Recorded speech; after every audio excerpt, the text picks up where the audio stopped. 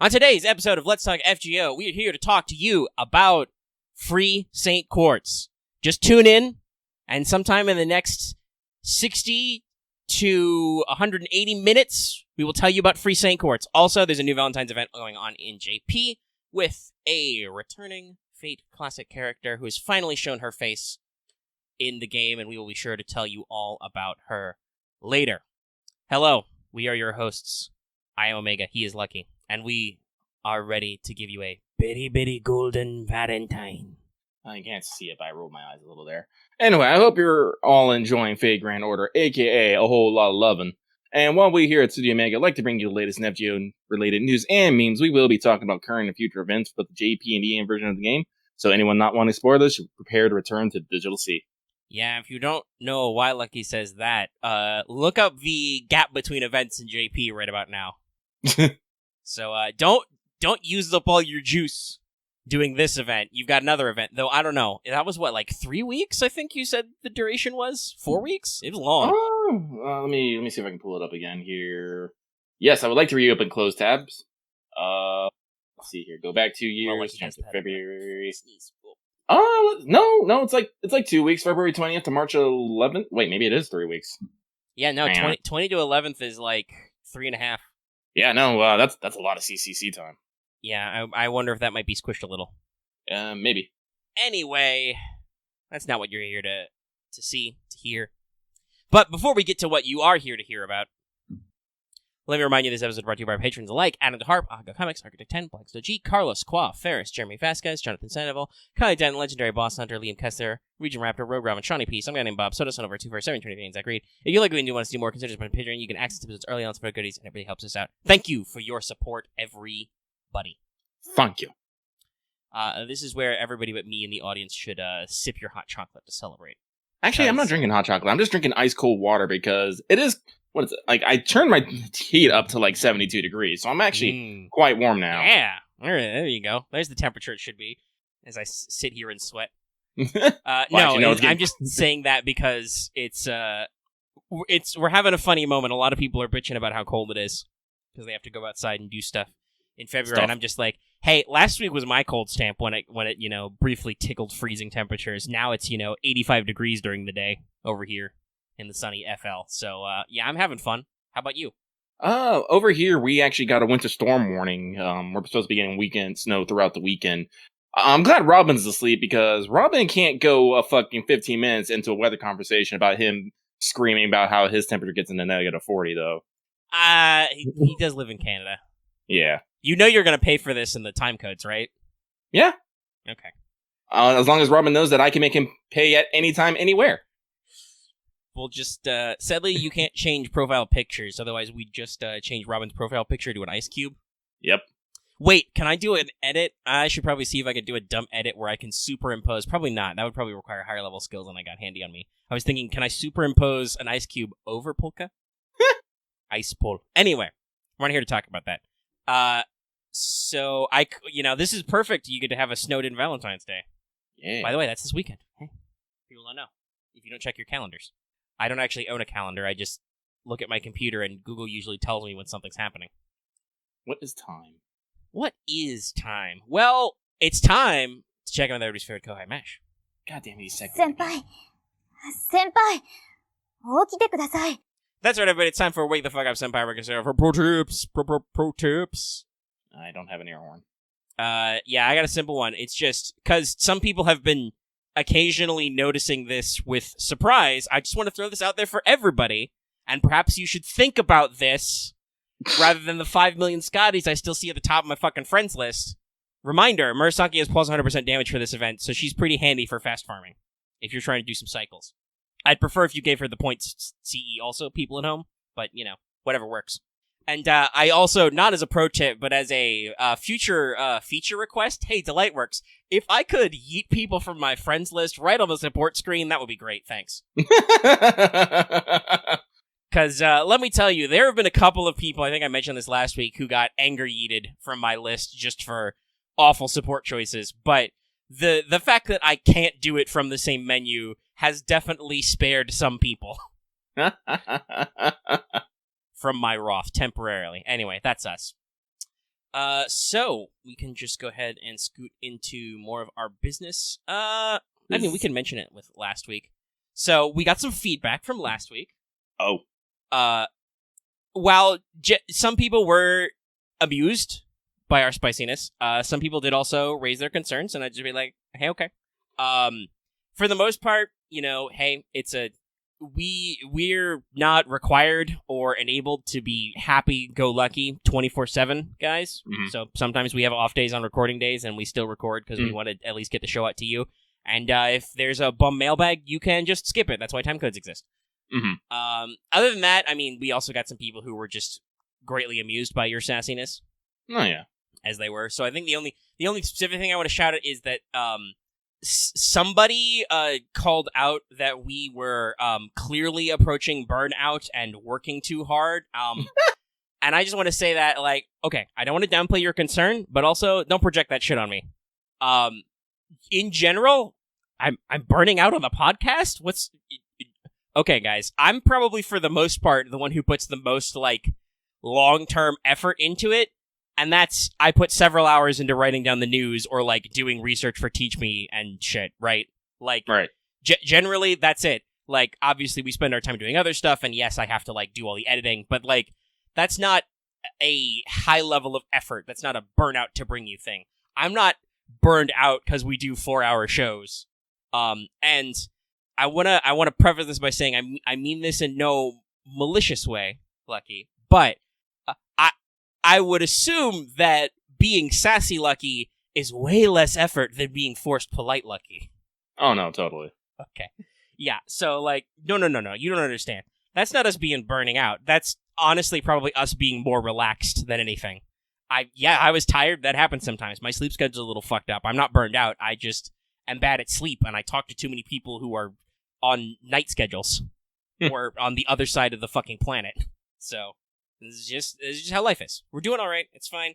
That said, we do hear you about the stuff, and we have added additional rules because we are still humans. And as Lucky likes to say, Mailbag was one of his brainchild ideas. It was kind of just, hey, let's just do this. Let's just throw this out there and see what happens. And obviously, as we've done it, we have evolved and realized what we want out of it more, and that has now precluded some of our rules about like avoiding essay questions, avoiding, like, big stonking hypotheticals that are just an excuse for you to give your entire goddamn fan theory and make Lucky read it out loud. And then you ask for our opinions on it at the end, maybe. Or you use a fake question so you can do that.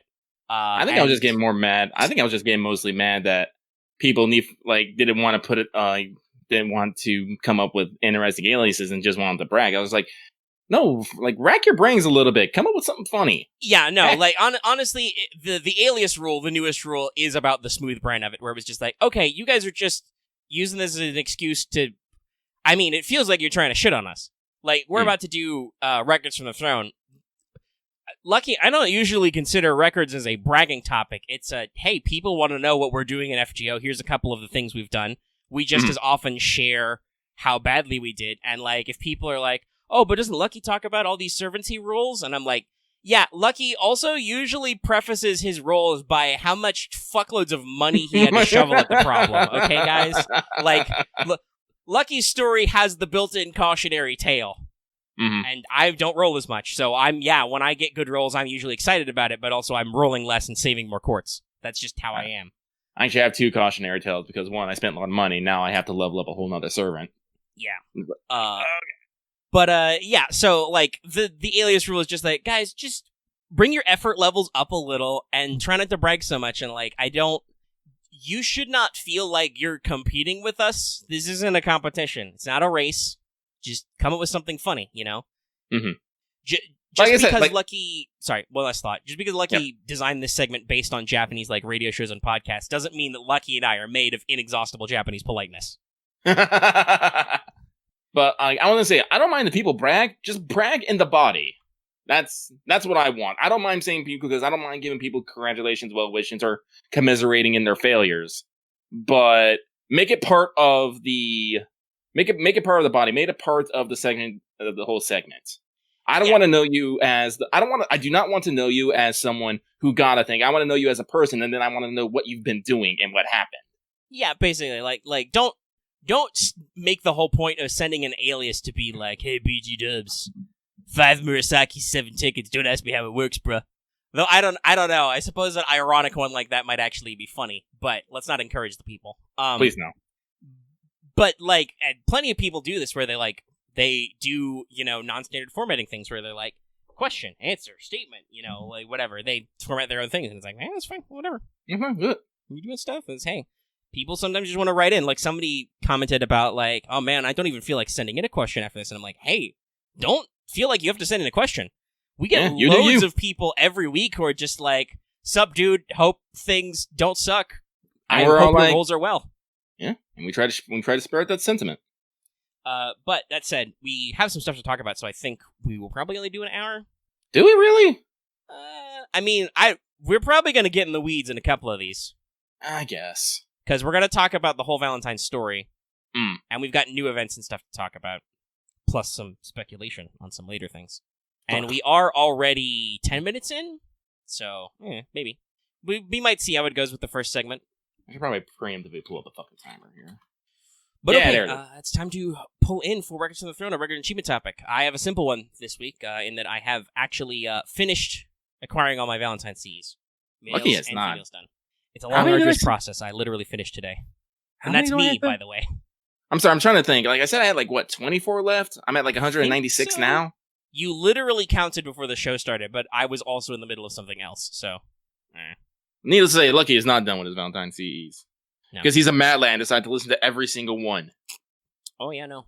When you got a lot of servants, that's kind of a pain in the butt. But there's a lot of people who have that going on as well.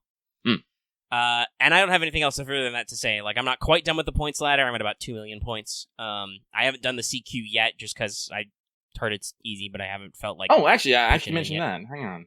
Oh, did you do your CQ? Yeah, I did do my CQ. Yeah, I haven't done it yet, but I'm thinking about it. And no, hey, spoilers as usual. A store full of XPs is not enough to get in there. So I haven't done it. What's today's even? Is it Casters today? Is bothering me? Oh, it just rolled over to Casters. Okay, so maybe I should farm some final EXP for Murasaki. I'm only through 2 of her ascensions. I can finally round that out a little bit better. Yay. But that's Mies. Well, that's him, so we switch over to Mies. And for me, the YOLO 10 spin got MB3 Murasaki. That's kind of amazing, I want to say.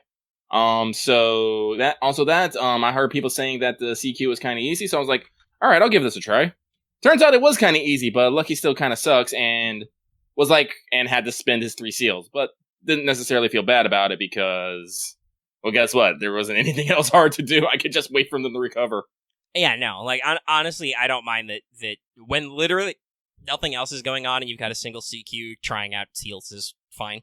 Well, it was also the thing that I died when I, in 1 turn from a win. Which yeah, that's definitely one of those moments where it's like, if you can tactically spend your seals ahead of time then not have to do that, that's better, I think. But if you jump all through it, just be like, fuck it, I'm close. I don't want to do this all over again. Exactly. Okay, all right. Well, there's no evil this week, so hey. Skip it. High five. And now we're going to ask you, did you finish your master missions? You probably did. Are you playing FGO right now? You've probably finished them. Basically, get 50 each of the individual currency drops at each rarity, and then get 200 currency drops, period. Like he just died. I live again. I'm sorry. All right. Okay.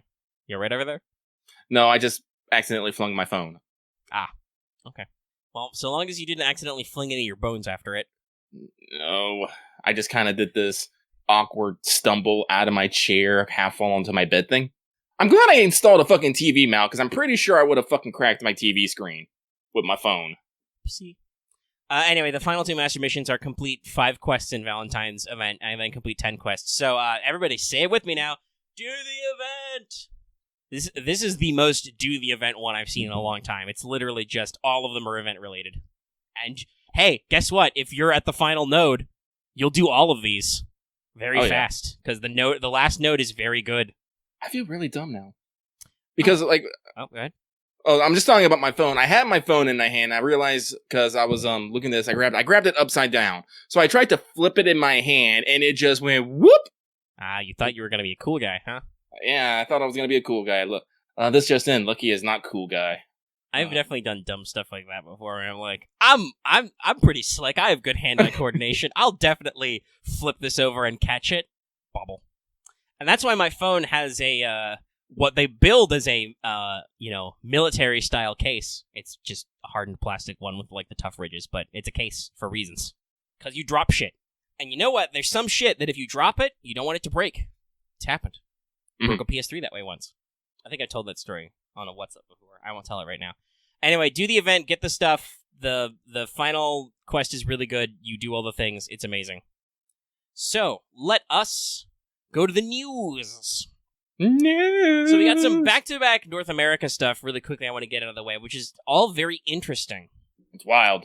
So, number one, this is actually happening right now. Happy Lunar New Year, by the way. Hey, now it's actually here they are. Ox. Even though people all through the year have already been doing Big titty cowgirls. Yeah. Ox, and by which That's all I that's mean, important. Yeah, cowgirls. But so on 9/12, Chinese New Year is being celebrated by NA. If you've cleared Fuyuki, you get 10 cent quartz. It's just for the day. It's happened already. If you're listening to this like public on YouTube and you didn't get it already, you missed it. I'm sorry. So people have said, because I did do a news desk about this, people have said that we did have a Lunar New Year in past year, but don't remember it last year. This just seems like some general iterant SQ, though. Like, this is replacing, like, a stream reward or something to give us a little bit of a St. Quartz infusion for the times ahead. Seems normal. And hey, I'm glad they can throw out these little things. They've even got, China guy, China Man himself, the Chin. Chin Man. He's here to celebrate it. Though obviously, since it's a one-day event, there's not like a banner or anything. It's literally log in on Chinese New Year to get a thing. We also have, speaking of getting St. Quartz, President's Campaign is returning. President's Day. Yay. 3-day weekend. Ooh. So, starting from 9/14 to 9/19, so basically that week, log in every day for 5 days to get 2 St. Quartz per day for a total of 10 St. Quartz. That's how math works. Math. Again, just more St. Quartz, just letting us catch up on streams and event tie-ins and other stuff that JP would have had this year that we don't have, so it gives us more St. Quartz. That's cool. It's great. I love it. Boom. So yeah, just some quick NA hits. And now we got a listicle to go down, because in the lead up to the fact that the CCC rerun will be occurring soon, we are getting Rank Up Quest 10X. Which is happening already from the 9th until the 15th of this month. So we're already 3 down? Or did we already launch the 4th? I don't remember when it rolls over. Is it server rollover? I do not know. Anyway, we're going to list them all because we have future vision. So we'll just cover everything. So we started with Semiramis' NP upgrade. Gives her more damage and also gives her 1 turn of buff removal protection for the whole team. Gives her an interesting niche. She is an assassin, so this does play well if you're trying to do some like weird spammy bounding shit with Paisen. Passion Lips NP is getting upgraded. It does more damage and has more healing, both flat and overcharge scaling. Yay. So more heals. Edison got his Morph upgrade. His Morph is now targetable. It now does like 10% more defense and also reduces the target's skill cooldowns by 1, which is a very, very niche effect. I think he's like one of like 3 people who do it. Mm-hmm. So yeah, that's cool. And also in the future, we've got Beowulf's Instinct upgrade coming. Gives him more stars, gives him 30-50% crit up, and also increases his star weight, so he gets to do his big crits upgrade. Li Shuwen Lancer is going to get his NP upgrade, rank up, increased damage, and increases the defense down by about 10%, I believe. And then a couple of big ones at the tail end here. We've got a second alter ego upgrade. It's Kiara's skill upgrade. This is her 3rd and final one, I think. I believe so. Her 3rd and final upgrade. I don't think her Goddess Essences ever needed to be buffed, but her NP did get upgraded. So this is her charge down skill. It also now strips all enemy buffs and has its cooldown reduced by 1. Scary. Yeah. Even more, there is no running from Kiara. And the final one, the big one, the Bronze Servants who's in this list, Hans is about to get his Innocent Monster upgrade. His Innocent Monster will turn into a targetable buff with no demerit, and also gives that target 5 to 10% NP gain per turn. It's pretty whack, yo. Oh, her NP is last. Okay, so her NP hasn't been buffed yet. This is her second. Oh, yeah, no, wait. That only happened, last year, I think. I think it was actually around summertime, wasn't it? Well, if it was around when they did the Oku rerun, that would make sense, but okay. Yeah. All right, so she's not complete. This is the second one, but this is her 2 skill buffs will be out then. It is the Oku rerun. Okay, so those are your rank ups. Very interesting stuff. Obviously, super anticipated. Most of it is just casual NP upgrades to give some people some more multipliers. If you want to benefit from that Semiramis one, you can roll on that special banner that came out. Also, I'm totally putting Semiramis in the banner in the. But which Semiramis? Bitter Jewel. Yeah. Shout out to the Valentine CEs before we get there, the banner ones. Your Lady Medea got both a CE and a command code, because the 3-star command code is referred to as Blue Witch's command seal. Great. Anyway, we'll talk about that in a sec. But these are some pretty good buffs. This really helps. The NP ones are pretty, whatever. Like, they do help those units, but they don't do anything crazy. They just give you more stuff to do. But a lot of these skill upgrades are pretty big. We're scratching off another Instinct. Edison's going to get some extra utility because he's kind of an underperforming caster for a story-locked guy. Kiara's skills are kind of getting their fair shake with their cooldowns now. And, of course, Hans doesn't really need a buff, but it's pretty cool. So, gosh, actually, geez. When will that drop? Will that be right around CCC? I'm wondering, will we get the Hans animation update early? They could do it. They've done a lot of stuff early. When was the Hans animation? Summer 5. It was Summer 5? Yeah. I could see it for CCC. Nah, I think we'll see what happens. I think it's too soon. We'll see. But now the big one, even though this news run is technically shorter, but we've got stuff to talk about here. It's time for JP's Valentine's event. Love Guru Saint Valentino Amor-chan. Chaldea Bitter Valentine 2021. Running from the 10th to the 24th. So, I think this was off mic earlier, but I was talking about this. Apparently, we just have a pattern for Valentine's events now. It's time-locked daily story. It's 8 chapters, not 7, but still. It has a 3 million point ladder for stuff. So, yeah, pretty typical. Hey, it works, it works. Yeah, I mean, I'm glad it works. This event's pretty relaxed. I like it, just so long as the nodes stay good. So, we have a banner. We have new SSR ruler Caren C. Hortensia. So, slight shocker. This was revealed on the stream, actually. They went all the way, because they started this event earlier than we thought. But yeah, they busted that out. That means, by the way, 3 people on the banner have already been off that spoiler image have already been marked off. She's the one with the giant stick thing. Yeah, I was not expecting that. No. It's her Morning Star. I think it's a reference to, did they say to Capsule Servant? Or was it Labyrinth? It was one of the spin-off games, where Caren owns a Morning Star, a mace that that grows in weight proportional to how much love she has. So because of her love for everybody, it's super fucking heavy. Scary. Danger.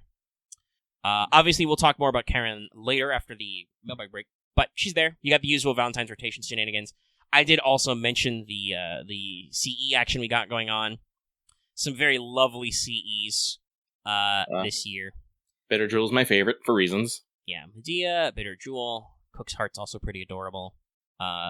And we do also have I believe, a Tiny Crown. That's got to be Europa, right? Yeah, no, it's Europa. Yeah, it is. Mentioning the Divine Consort and everything.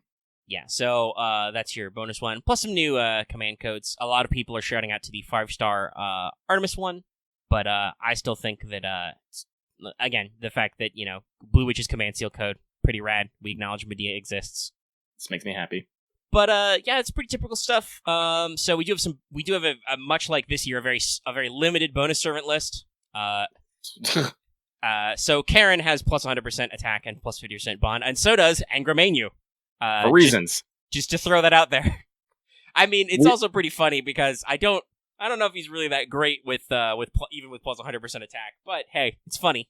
Well, I think the plus bond is great because he has a fucking Yeah, he has an interlude that requires you to bond 10 him. Yeah.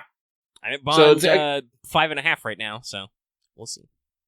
So in addition to the normal mechanic, they do have rando Chacos and lock-on Chacos. There are 2 special super lock-on Chaco. They did talk about this on stream. They're red and blue. These count as normal lock-on chocolates, so you spend them to get a specific servant's scene and CE, if you don't have it. But it also gives the target, male or female, depending on what color you use, plus 50% damage and plus 50% bond for the event. So basically, you have 2 special chocolates to make 2 servants, your bonus servant for the event. That's pretty cool. I do like Servants the who are on mechanic. both lists can only get one, by the way, so don't try to like do an exploit. But it's a neat system. Hopefully they do something like this in the future. I love the concept of like, hey, you can pick 2 servants. They're your bonus servants now. Oh, yeah. We also got another rank up, as is usual. Kid Gil got a rank up. His charm percent is now higher. It actually reaches 100% at max skill level. And he now gains stars per turn for 3 turns. So Useful. just a little fun thing. And I put it in my notes here. If we want to talk about some of the new Valentine CEs here, we can. Like I said, I haven't really Here, I can... seen any. I can link people to the list directly, I think. Let's scroll down. I think there's a couple of interesting things. Right, I forgot I shouldn't scroll all the way down because there's the dumb thing where fandom throws in the comments. There's some interesting ones in terms of, like, design and stuff. Because this is everything after, say, Shonagon, basically. Mm-hmm. Which, to be fair, is it was a little bit of a slow year, so they didn't have as many. But there's some fun stuff. Kyoko Yo's chocolate also has toy dinosaur skeletons in it. Cute. So you chisel it away and eat the chocolate. It's like one of those fucking... Yeah, I owned one of these things as a kid, by the way. Yeah. The little chip away the bricks. Yeah, find the skeleton. Cute. Interestingly, Edise's is normal friend chocolate, and it's literally that. She just got you a nice store-bought chocolate. I mean, fair. No. Then we get to Summers, which are just wild. I've heard Kiara's scene's a little weird, but the actual concept of the chocolates is also just like she's got some rando fucking sweets, including chocolate handcuffs. Basically, I think 3 piles for each ascension.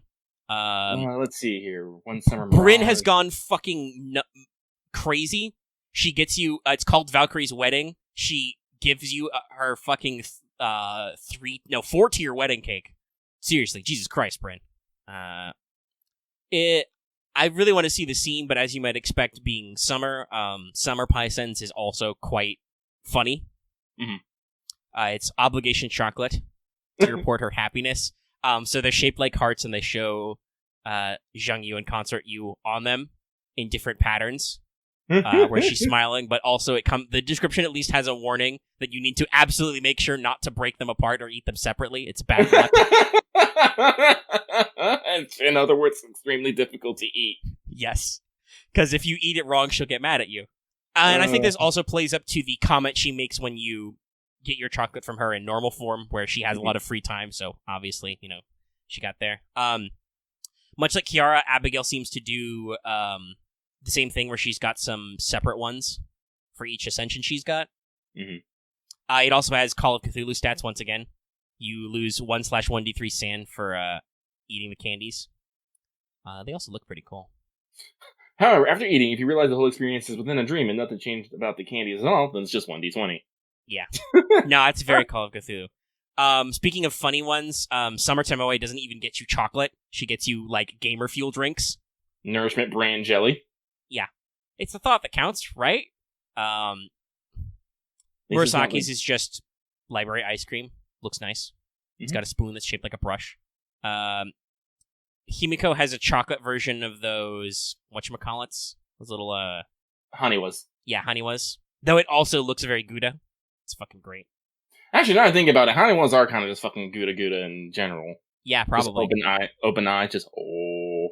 Oh, okay. I had to look at this close. Wow. Okay, Van Gogh's is wild. Hang on, let me scoot in here. Attempted what? So it's a salad, which is garnished with chocolate. With chocolate and cream. I think chocolate marinade. I think that's actual salad dressing, not cream. Oh, it could just be straight up salad dressing too. Yeah. So yeah, it's weird, but it does come with a little painting that's got freaky octopus eyes in the background. That's great. Wait, did these leafy things come from Van Gogh herself? I mean, in her higher ascension, she is kind of like a jellyfish and/or plant. I don't know. Well, because I'm looking at the translated line, it says "eat me," literally, followed by "no way." That's entirely possible. We'll see in some time. Ibuki just gets you the devil's food cake, so super chocolate cake. It's great. It's delicious. A lot of people have been talking up Vishra's chocolate. She gives you a really, really, really good chocolate, and then she gives you a fucking puzzle box and says there's even better chocolate inside. Because in case you forgot, Vishra is the personification of drought. I don't know about the scene, but the design for Kagekiyo's seems pretty interesting. They're rice crackers, but they're about the Genpei War, so it's like they bear both the Genji and Heike emblems. Like, she couldn't decide what to put on them. And Kiji Hogan is just a fucking Tengu mask made of chocolate. Now, I do want to say there are some interesting things here to note, because there was a poll that I think App Media put out about what Valentine's scenes people wanted to see most. People have said to me that apparently women respond to those polls better, which probably explains some things, because Ashia Doman was super high on that fucking list. Whereas Kiyokoya was very low, because apparently she's not super popular over in Japan. It's very sad. No. What I've heard, anyway, indirectly, is that people think she's weird because she's a T-Rex. Like the Japanese, for some reason, don't find that super cool. They're just like, why is she a T-Rex? This is not a waifu. But I also said this at the time because they broadly classified, like, can both give and receive chocolate, because there were several servants who were gender ? Basically. Mm-hmm. And I was like, okay, App Media is severely overestimating how crazy Delightworks is going to go with this, right? Yeah. So, for instance, it does appear that Castor and Pollux are on both lists for obvious reasons. Yeah. Pollux gives you chocolate, Castor can receive chocolate. Pretty typical for this sort of stuff. But, can I actually pull this up in a separate list, or do I have to tab back between the two? I probably have to tab back and forth. Oh, Canis gets you a croissant. Well, okay, so you brought up an interesting thing. Canis is not on the give chocolate list at all. Oh, yeah, that's right. Which is very interesting because mechanically and linguistically, they phrase her name as Canis, which is the feminine form. There's literally two forms of that name. But mechanically, she is treated as female because she gets she will get hit by Phantom's Charm, which is Siren's Song. It's the other way around. And Blackbeard's Gentlemanly Love applies to her, the bonus effect. But at the same time, obviously Canis would not be caught dead doing something so girly as giving you chocolate. Oh, that. Also, shout out, I was right, you totally got a fucking Nautilus model. And a whole bunch of other stuff. This is the best. I have to roll for Nemo. This is great. Yeah, you get an adorable little model kit and stuff. Yeah.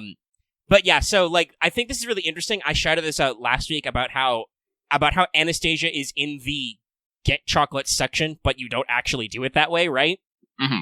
She demands chocolate from you and gives you a V-doll in return. So it's interesting to see them handle Canis basically the same way, but mechanically put her, them, however you want to think about it, in the give chocolate. That'll be a really interesting scene, I think, to see in the future. But a lot of servants are not, like, Ashia Doman's not double-sided. Nemo's not double, interestingly enough. I think that probably answers some question about Nurse Nemo's. Yeah, it's fine. Were curious. Doesn't matter, it's cute. Oh, yeah, no. I know most people will be like, cute as justice, but also I just want to be like, in case people are curious, here's what the game says. Kagekiyo is also listed, and even Kichi Hogan is listed as, like, gender unknown, but they're both only in give chocolates, so the game is obviously kind of, like, playing to that. So it's kind of interesting how they handle it. I haven't really seen people talk about the scene yet, but Doman, of course, gives you a fucking creepy charm thing. It's very ominous. I'm just looking at the preview, and it looks... I can see the purple energy, evil energy from here. Yeah, it's menacing. Like, you could draw those little symbols on there, and it would still be that. But there's some interesting stuff. Romulus Quirinus gets you dog. Dog. Well, woof. Yeah, Magnus Lupus.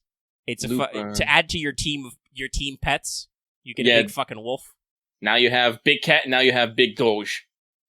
Odysseus doesn't get you a model kit. It appears to just, he lets you fly around in his giant robot for a little bit. I mean, much like Lobo does. That's pretty rad. Yeah, no, that's good. Actually, hang on a second here. I'm trying to double check here. Fucking... Okay. Did we have... Okay, yeah, okay. Never mind. So, yeah. Saint Elmo Fire, Croissant, Wolf, Chaldea Portrait, Voyager. Yeah, Voyager gets you some sick pictures. It's adorable. Mm-hmm. Nobukatsu gets you the Shrike Wooden Sculpture. Does also look cool. Here's what crafting is. Mm-hmm. I like how Santa Karna gets you the champion trophy. I'm just like, yeah, he gets you a gold trophy. And of course, your boy Muramasa, not to be outdone, hands you a masterwork brazier and then some handcrafted mochi. Because, of course he would. I fucking do love... I'm sorry, I just like... How fucking Muramasa, he makes an exquisite fucking piece of pottery and is like, then he's just gonna... Let's just set this thing on fire and cook some mochi on it. And this is what I really wanted to give you. Yes, the mochi is the true feelings. It replaces chocolate. And Suna's is also adorable. He gives you the Oni chocolate set. All Oni in chocolate form. Including, I believe, that's a tiny Suzuki Gozen. Yep, no, this is unreasonably adorable. Also, tiny sword. And he gives you a tiny version of his sword so you can cut the chocolates, maybe? I don't know. Oh, wait, no, those are the... Oh, wait, let's see. That's a gourd, that's the Magatama, and that's a sword. Interesting. And there's a leaf. Yeah, it's zoomed out. Like, I think there's more items as holding open the paper, basically, but they're not shown in the image. It's a little interesting. Mm-hmm. I'm sorry, I was like, is there a mirror? Don't know, but so there's a lot of interesting fun stuff going on here.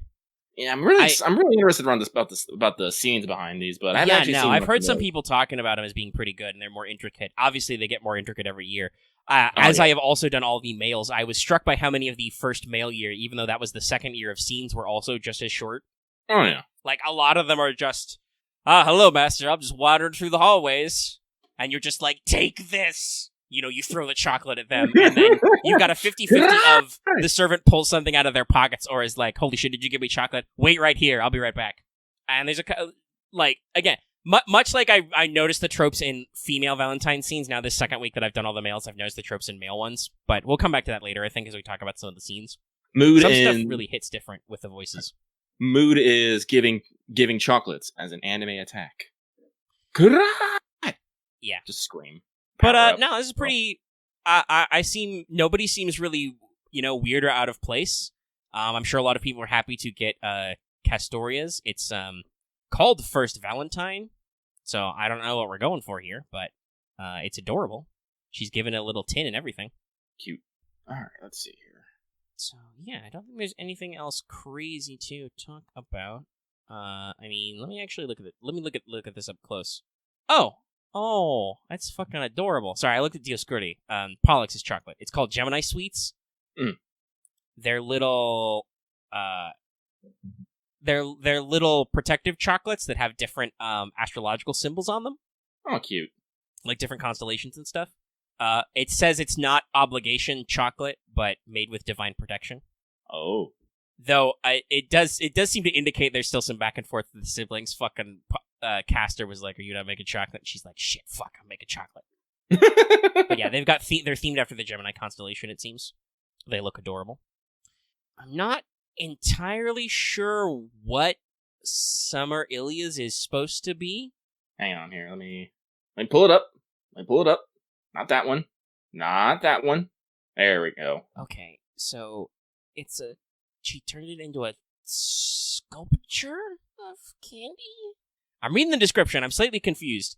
It says, originally a combination of small, colorful chocolates, it is now a highly entertaining item that was melted by the summer heat and then cooled and hardened into a rainbow shape using liquid nitrogen. If you leave it be, it will melt again, so please eat it as soon as possible, approximately within 3 minutes. So yeah, I don't know. It's weird. The image is very non sequitur-y, though. Let's see here. Yeah, no. I'm pretty sure her fucking scene is her explaining how everything went wrong. Probably. It would make sense. But yeah, so that's just like... It's one of those ones that's like slightly confuzzling, but I'm sure it works. Everything else seems, perfectly normal. Even the ones that are weird are like, no, that makes sense for those characters. They're weird in character, at least. Yeah, it seems like it'll be fun. All right. I'm gonna save this thumbnail overview. And, I think that's everything, unless something else has jumped out too lucky. Nope.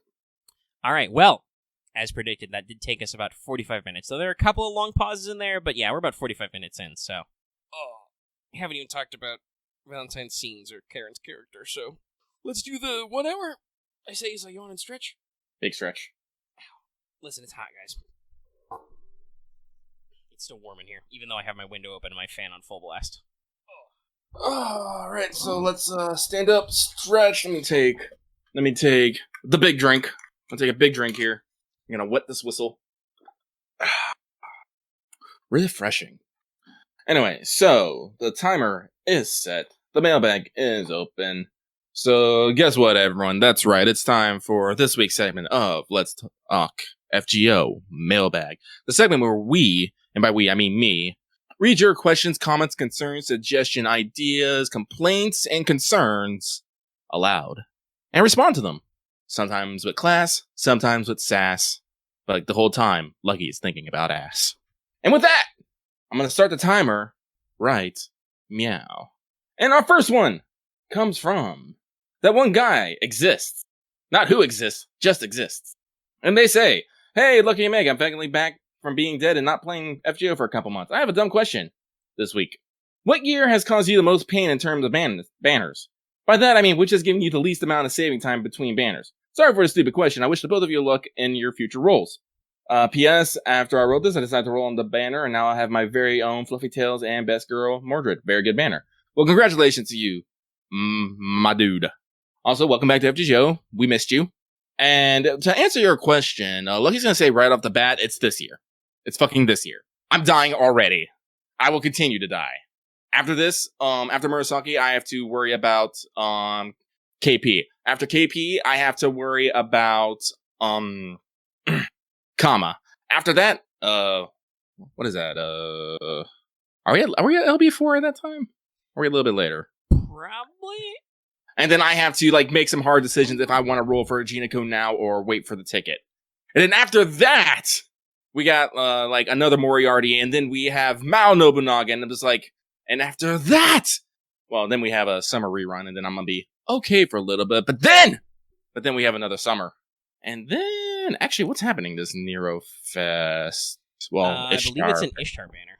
Yeah, it's the Ishtar Fest, so it's nothing there. I feel like it's a soft launch into Summer Wars 2, or Saber Wars 2. Yeah, but then it's Summer Wars 2, and then we have to get Space Ishtar. And then I'm just like, oh boy. And then LB5 number 1. Yep, Europa, gonna want. And then Christmas, we have Saber Ostofo. It's rough. It's fucking rough. Yeah, so, yeah, that is pretty harsh. I'm going to kind of general write out and see what happens in the first half of the year. I think I've said this before. I got some stuff I'm aiming for. In terms of packed banners, though, honestly, it's, to me, for me personally, it seems like the upcoming year will be, but this, in stuff they're actually like, what year has caused the most pain, it's probably going to be this one, just because so much stuff is going on, and I have felt flushed with cash, aka St. Quartz. Like, I didn't put this in All the World's Evil because it wasn't really that bad, but I did spend, like, 3 rolls on, I think, Lancer Artorias solo day and got, like, fuck all, and I'm like, yeah, no, I mean, I got Murasaki in my first 10 spin, I cannot complain, but no, the banner, the well is tapped, guys. I siphoned the juice out of it already. Okay, I vibrated too hard, and now I'm hot. Hang on, I gotta take off my shirt. Ooh. So, yeah, that's definitely... Okay.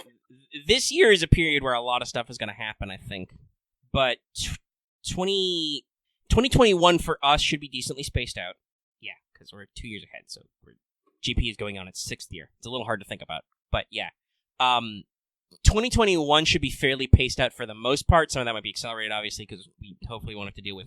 Or not 2021, 2022. It is 2021 already. That's what I was missing. I'm like, well, that doesn't sound right. No, okay. So 2022 should be fairly spaced out for us.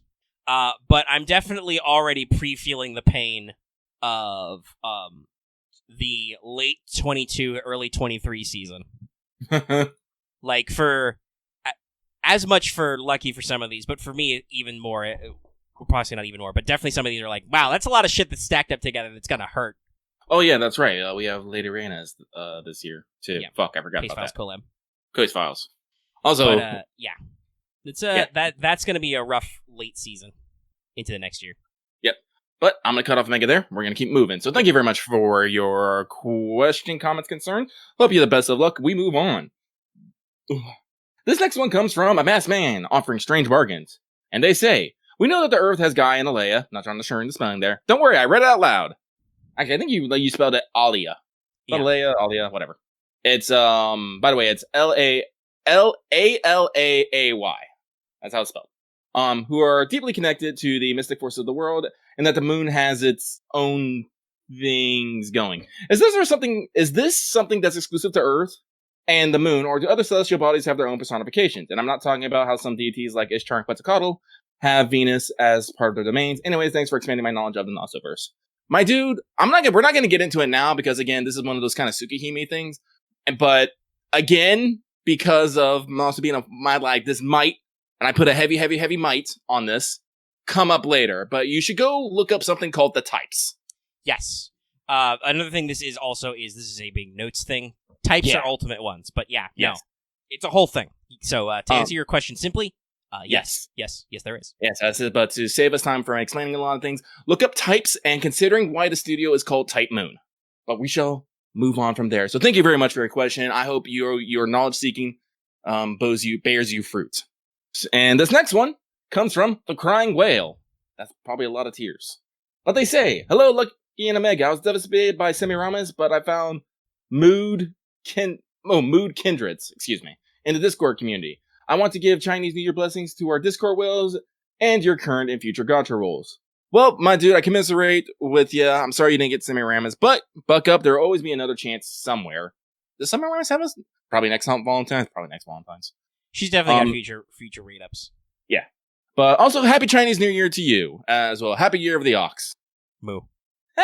So thank you very much. We move on to Moon is probably sulking in despair or in joy, depending on how her birthday rolls go. And they say, hey there, Lucky and Omega. Recently, my grandma sent me my favorite food, so a obligatory question, what are your favorite foods? The only reason I ask this is because I'm currently hungry while writing this. Have a great weekend. Listen, people. It's usually a bad idea to do anything hungry. Usually, you would just be completely distracted. Don't shop hungry. That is like one of the things. It's like, hey, we're going grocery shopping. Let me eat something. Because otherwise, I'm going to walk out of that store with like $50 worth of junk food. That reminds me, I bought fucking Pocky, and I have not opened this. I'll probably get up silently when Omega starts like tangenting for 10 minutes and get some.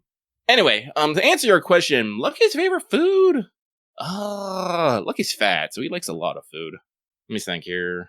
I have to say my go-to. It has to be burritos. I love burritos. Not like a specific time of burritos. I just love the concept of a burrito. That's like, I have this flat thing. I'm gonna stick a whole bunch of things in the flat thing. I'm gonna roll it all up. Now this thing can go with me anywhere. I'm gonna put some meats and cheeses in it. Some sauce. Hold on, BRB. I'm ordering some Pocky for myself, which will be delivered on Valentine's Day. Thanks, Amazon. Oh yeah, no, I went to Costco and they just had literally like, here, buy a fucking 3-pack of cookies and cream, chocolate and strawberry. I'm like, sold! Hey, I just ordered a package of cookies and cream. Small world. Yep. Now it's $5 on Amazon. Yeah. I would normally wait for a discount, but then, so talking about not doing stuff hungry, first of all, how dare you, listener/writer, write into us about food? How dare you?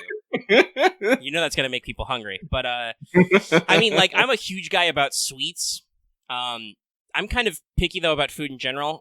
But, like, I think the thing that gives me the most, like, life in terms of just straight-up food is just a really good fried piece of chicken. Like, this can be, like, chicken tenders or a full-blown just straight-up fried chicken. But I've always had a strong relationship with white meat, say what you will. And just, God, it's good stuff. No, that's my, like, a food that's not just sugars. Because that's my other thing, is I still fucking love sweets. Doesn't matter what kind. That's that. Well, but, actually, yeah, I'm we're a talking chicken. like, well, I do. Much like how Lucky said you love burritos. I'm like, nah, chicken's definitely my favorite, like, centerpiece of a meal. Give me a good chicken. Yeah, but I will say burritos are not my favorite comfort food. My favorite comfort food is actually it's a 2-piece. It's a grilled cheese and tomato soup. Ooh. If I'm having a bad day and it's like, kind of cold, that's what I'm going for. That's like, nice. it doesn't matter. My preferred soup to pair with a grilled cheese is cream of mushroom, but I'm weird. That's fine. That's my I'm sick and dying food. Yeah. Soup. All right, but thank you very much. We're going to keep going. Hope you have a good weekend yourself. This next one comes from Wandering Through Wonderland. I like this alias. But So they this is say, what we're looking for here. Powerful aliases. But they say, hey guys, I'm just here to ask how you guys are doing. I hope you had a nice weekend. Sometimes thinking is hard after all. Oh, Trust me, you are not wrong. Look, he had to think recently. He did not like it. It's like, But other things are going okay. Things are going okay. Let's see here. Like I said, I only fell on my ass today because I forgot that my shoes have no tread and I decided to step on fucking ice with them. That was great. That was fucking great. Let's see here. Yeah, I have some shoes like that. I usually only wear them for like working outside on stuff, but no. Yeah, no, I should have gone out in my. I have a lovely pair of what I like to call my ass kicking boots. So they're big waterproof boots that they lace up pretty high. But not only do they have a steel toe and a steel toe, they have a steel plate in the bottom. So just in case you step on nails or anything, they won't puncture through. This means they're heavy. This means they're heavy as fuck. On the other hand, if you're going out and you need a work boot, that sounds great. As a person who has stepped on a nail before. Yeah, no. And let me tell you, rubber soles don't do jack shit against that. No. But as I said, they're heavy as fuck. But that also means that usually when I'm walking on slick surfaces, I don't go sliding everywhere. Yeah, the weight helps friction. Mm-hmm. That reminds me, I think Nike has finally developed the fucking self-sealing shoe from Back to the Future. That's pretty rad. I'm very bad at tying my shoes, by the way, guys. That's one of those skills that I did not practice enough as a kid, so I'm shitty at it. Much like how most people are shitty at tying ties. Anyway, let's not bog down this question any further. It wasn't even a question, it was just how's our week? Yeah, no, and we vamped. But, thank you very much, so we move on. This next one comes from The Eternal Storm. Lucky did some random-ass hand gestures there. He doesn't know why. But they say, hey guys, love the content, listening to podcasts while I exercise. Man, that is something I need to do more. Question. Night of the Valentine season, I was wondering, what would be your idea for a future couples-based, focused Valentine's and this, and the bonuses that would play for that bonus, and the bonus the play would get for having both parts of a romantic couple, and why? Well, I don't know what necessarily about a event, but I think a fun mechanic would be that if you basically launch two servants together, they'll each get a damage bonus. So, for example, if you put, let's just say Caesar and Cleopatra into, like, your front lineup, they would maybe both get, like, a 50% damage up. But if you were to put maybe, like, Ishtar, Emiya, and Parvati in the lineup, maybe Ishtar and Parvati would only get 50% up, but Emiya would get 100% up. I was actually thinking about that. Actually, maybe not be the best, because that then makes you have to rely on in-character relationships, and you know how some people like to get about other people's. Yeah, that could. I was just thinking, like, that could get a little spicy. Some people might not like that. That would certainly acknowledge some things, but also some people would probably not want things acknowledged. Yeah, but like I said, still, you could do some interesting stuff. But however, this is one of those things that I want to preface with: it is to my understanding that, due to Japanese legal precedent, it's not like an actual law, but it's a thing that's come up in civil cases. Is that gacha-style random games are not supposed to, because they have gotten flack for this in the past, not supposed to offer mechanical benefits to owning two units together. This is why, supposedly, we can't have combo NPs. You cannot make a, like, brand new good mechanical effect that requires you to own two limited units separately. This is kind of similar to why can't limited servants become permanent? Well, because there's been legal precedent, there's been lawsuits about this, where they have to make sure to declare that units who are limited will never become permanent, etc. This is a shaky thing where I'm not sure about the exact case history, but it's one of those commonly said things. If you know whether this is definitively true or untrue, let me know. But this is what I have heard frequently about, like, combo attacks and stuff, is that because that could be kind of scummy to make you roll for multiple limited units to do better in mechanics, it's supposedly been a thing that's caught them some flack before. Honestly, so in that case, I would say that, one, if you wanted to avoid that, maybe don't do, like, bonus damage, or maybe even not bonus drops if that's too far, but, like, do, like, an interesting bond bonus thing. Oh, yeah, that could be interesting. Like, you could do some extra, like, bond bonus, or, you know, be like, have them each have standalone buffs that happen to complement each other if they happen to be together, right? Yes. Like, say you put Sigurd in a squad, and he gives everybody, like, you know, he gives everybody damage versus dragons, and then if you put Brynn in the squad, she also gives everybody, like, increased NP gain or something, so they, like, play off each other. Okay. Something like that. Like, where it's not actually, like, a combo thing, but it's really a combo thing. Like, you could get a little clever with it. I see. That's what I got. Right. But There you go. Hope that answered your question. Thank you very much. We're gonna move on. This next one comes from Excuse me. There's alliteration in this. This next one comes from Mysterious Master Mounts Magnificus Mischievous Mutant Malamute. So Lobo? Probably. Anyway, they say, hey, Duelist Omega and Gym Leader Lucky. We're on Pokemon again. How goes the stuff? At this point, the world should feel like it's in a state of, aight, not good, not bad, just existing. This is kind of correct. That's how life usually goes. I'm happy that I managed to MLB Beautiful Dreamer, and soon as she'll be a level 100. Jesus. Wow, that's a lot of effort. That's a lot of effort. Good on you.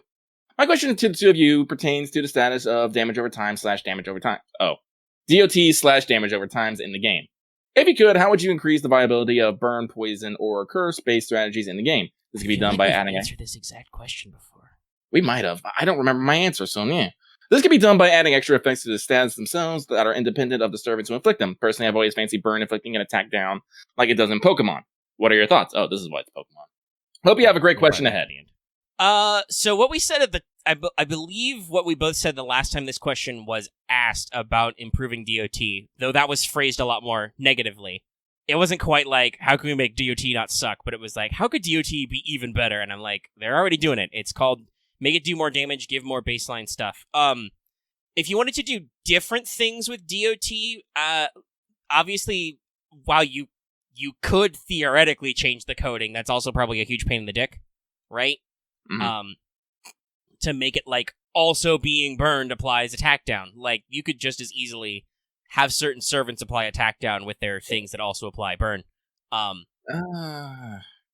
don't know if I'd go for like inherent linked debuffs, but you could definitely make more servants that do more interesting things to targets who are DOT'd, right? Besides just increased DOT damage. The more I think about it, isn't usually whenever a servant lays down a DOT effect, aren't they usually already putting another effect in there? DOTs very rarely come by themselves. Yes, usually they are applied with something. They are like on an attack or an attack buff, like they're on an MP or something. Or they are, like if they are only one thing, it's usually because they're AoE, they're giving all your enemies burn. And even then, I think most of those skills do multiple things. Like honestly, yeah, like what Omega said, like honestly, just probably maybe longer, like just more damage. Like honestly, there's not a lot of strategy around letting just piling up DOTs. Usually because DOTs are usually maybe at best 1,000 a pop, and then there's effects that maybe can add another 1,000 on top of that. But you're still talking about servants who are enemies who are in the hundreds of Ks of HP. So that 1K does diddly. Yes. But if you get like a whole team of like curse memes together, you can make damage do like really, really funny things, right? Yeah.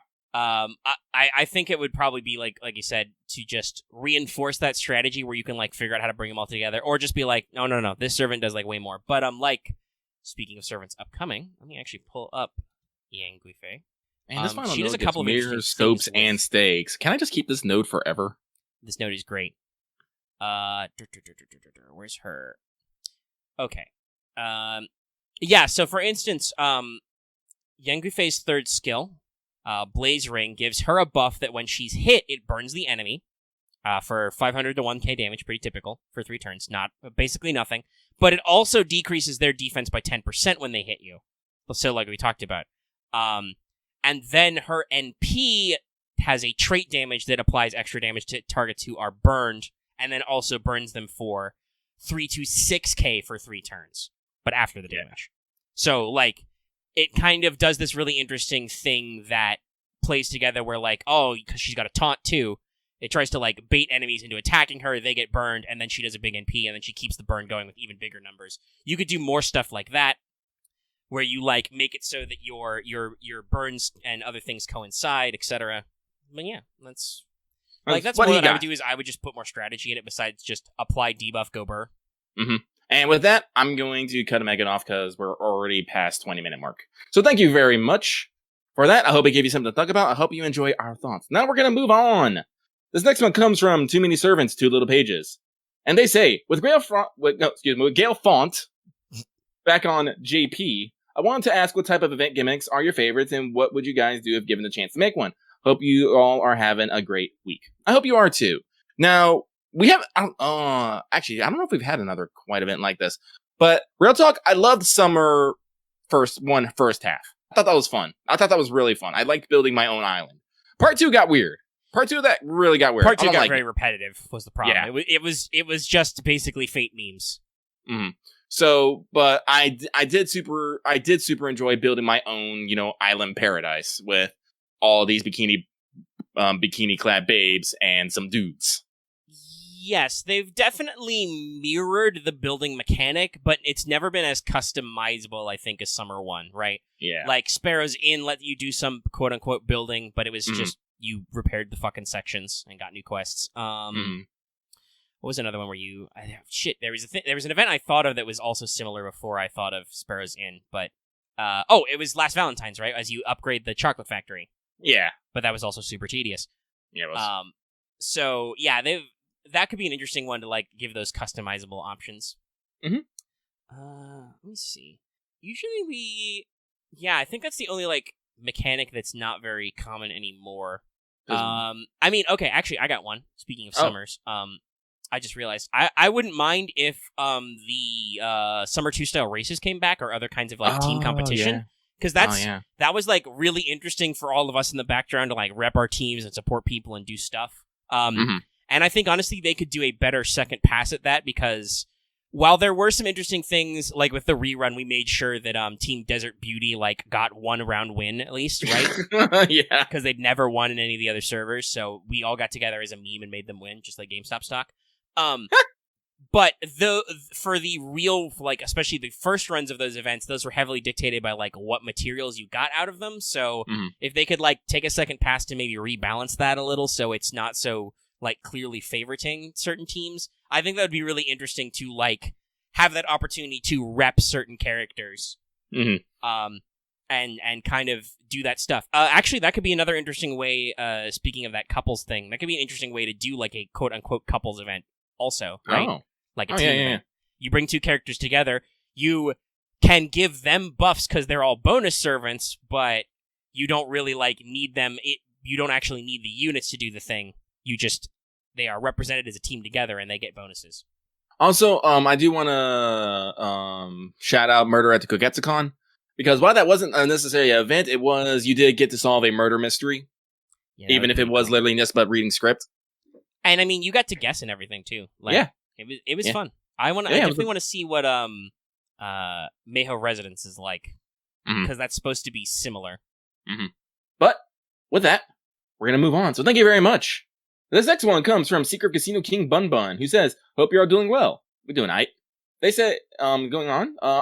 Also, am I the only one who finds it terrifying that Mothman gives you immortality bestowing chocolate? You should find it terrifying that all your servants are giving you weird shit. Honestly. Yeah, they've given me a lot of weird shit. I think I have 2 swords now. A gun. Gun? I have a fucking divine beast. Let's see here. Like, the sweets are rad, but sometimes these things get esoteric. Fucking Lubu giving you the headdress, wear it on your wedding day. Okay, Mr. Lubu? Flying General, sir? Actually, hang on. I'm gonna pause the timer here real quick, because I want to go look up all the weird shit we have? Yeah. It's pretty weird. On the one hand, I love that males are just anything. Fucking Hassan throw cloth. I love it. It's still one of my favorite things. It is. But Herc gives you the boar hoodie. Lancelot Berserker literally gives you a fucking sword. I forgot, like, just how it was phrased. I know that Emmy Assassin gives you a gun, but I forgot how it happens. He just leaves the fucking gun on your pillow. Yep. Fucking Ku Prototype gives you a replica of his gay bulg. Which apparently was functional enough to serve as a weapon during a Grail War, so that's a little freaky. Yeah, you get a fucking elephant from Darius.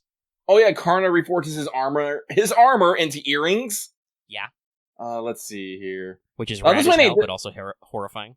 This one ain't as bad, but fucking Georgios gives you the mane of Bayard, which is basically his horse's noble phantasm that has been additionally blessed by, like, every fucking saint in Chaldea. And while it's not terrifying, metaphysically, physically, Astolfo does give you his life-sized hippogriff plush, which is enormous. It's enormous. Ozymandias gives you a Sphinx. Sphinx kittens. Yeah, no. It's... while obviously there are different things I appreciate at different times, like, lots of these are wild. Hang on, what is Gramps? Hang on. Gramps gives you an incense burner. Oh, cool. His scene's actually pretty sweet. It's a little weird to hear Jojo not going to talk about it, but he's like, I'm not about this event that's happening, but it would be dishonorable to my clan if I did not accept your gift and also give in kind. Here, have some sick incense. It will calm your mind while you deal with all your heavy bullshit. Bye. I'm like, thanks, Gramps. Oh, fucking, Yan King, I can't remember, gives you a fucking meteor iron folding. He gives you an assassination tool and teaches you how to use it. Yes. No, it's great. It's great. Like, some dudes just give you food. That's cool. But, like, there's a lot of crazy shit. Like, I would love if more events could reference the fact that you're just armed with some of this horse shit. Oh, yeah, Zhang Yu gives you his sword. Lancelot gave you someone else's sword. Also, I will say, fucking Bedside Fafnir was the most adorable goddamn thing ever. I know, right? But also, think about it this way. Sieg gives you a fucking dream catcher, and hypothetically, he makes it sound like he could use it to stop all those dumb dream events you keep having. Do events count as nightmares? Sometimes. And like I said, let's go into the future a little bit here. Kentucky Ryder gives you a copy of his fucking henshin belt. It makes cool noises, boss.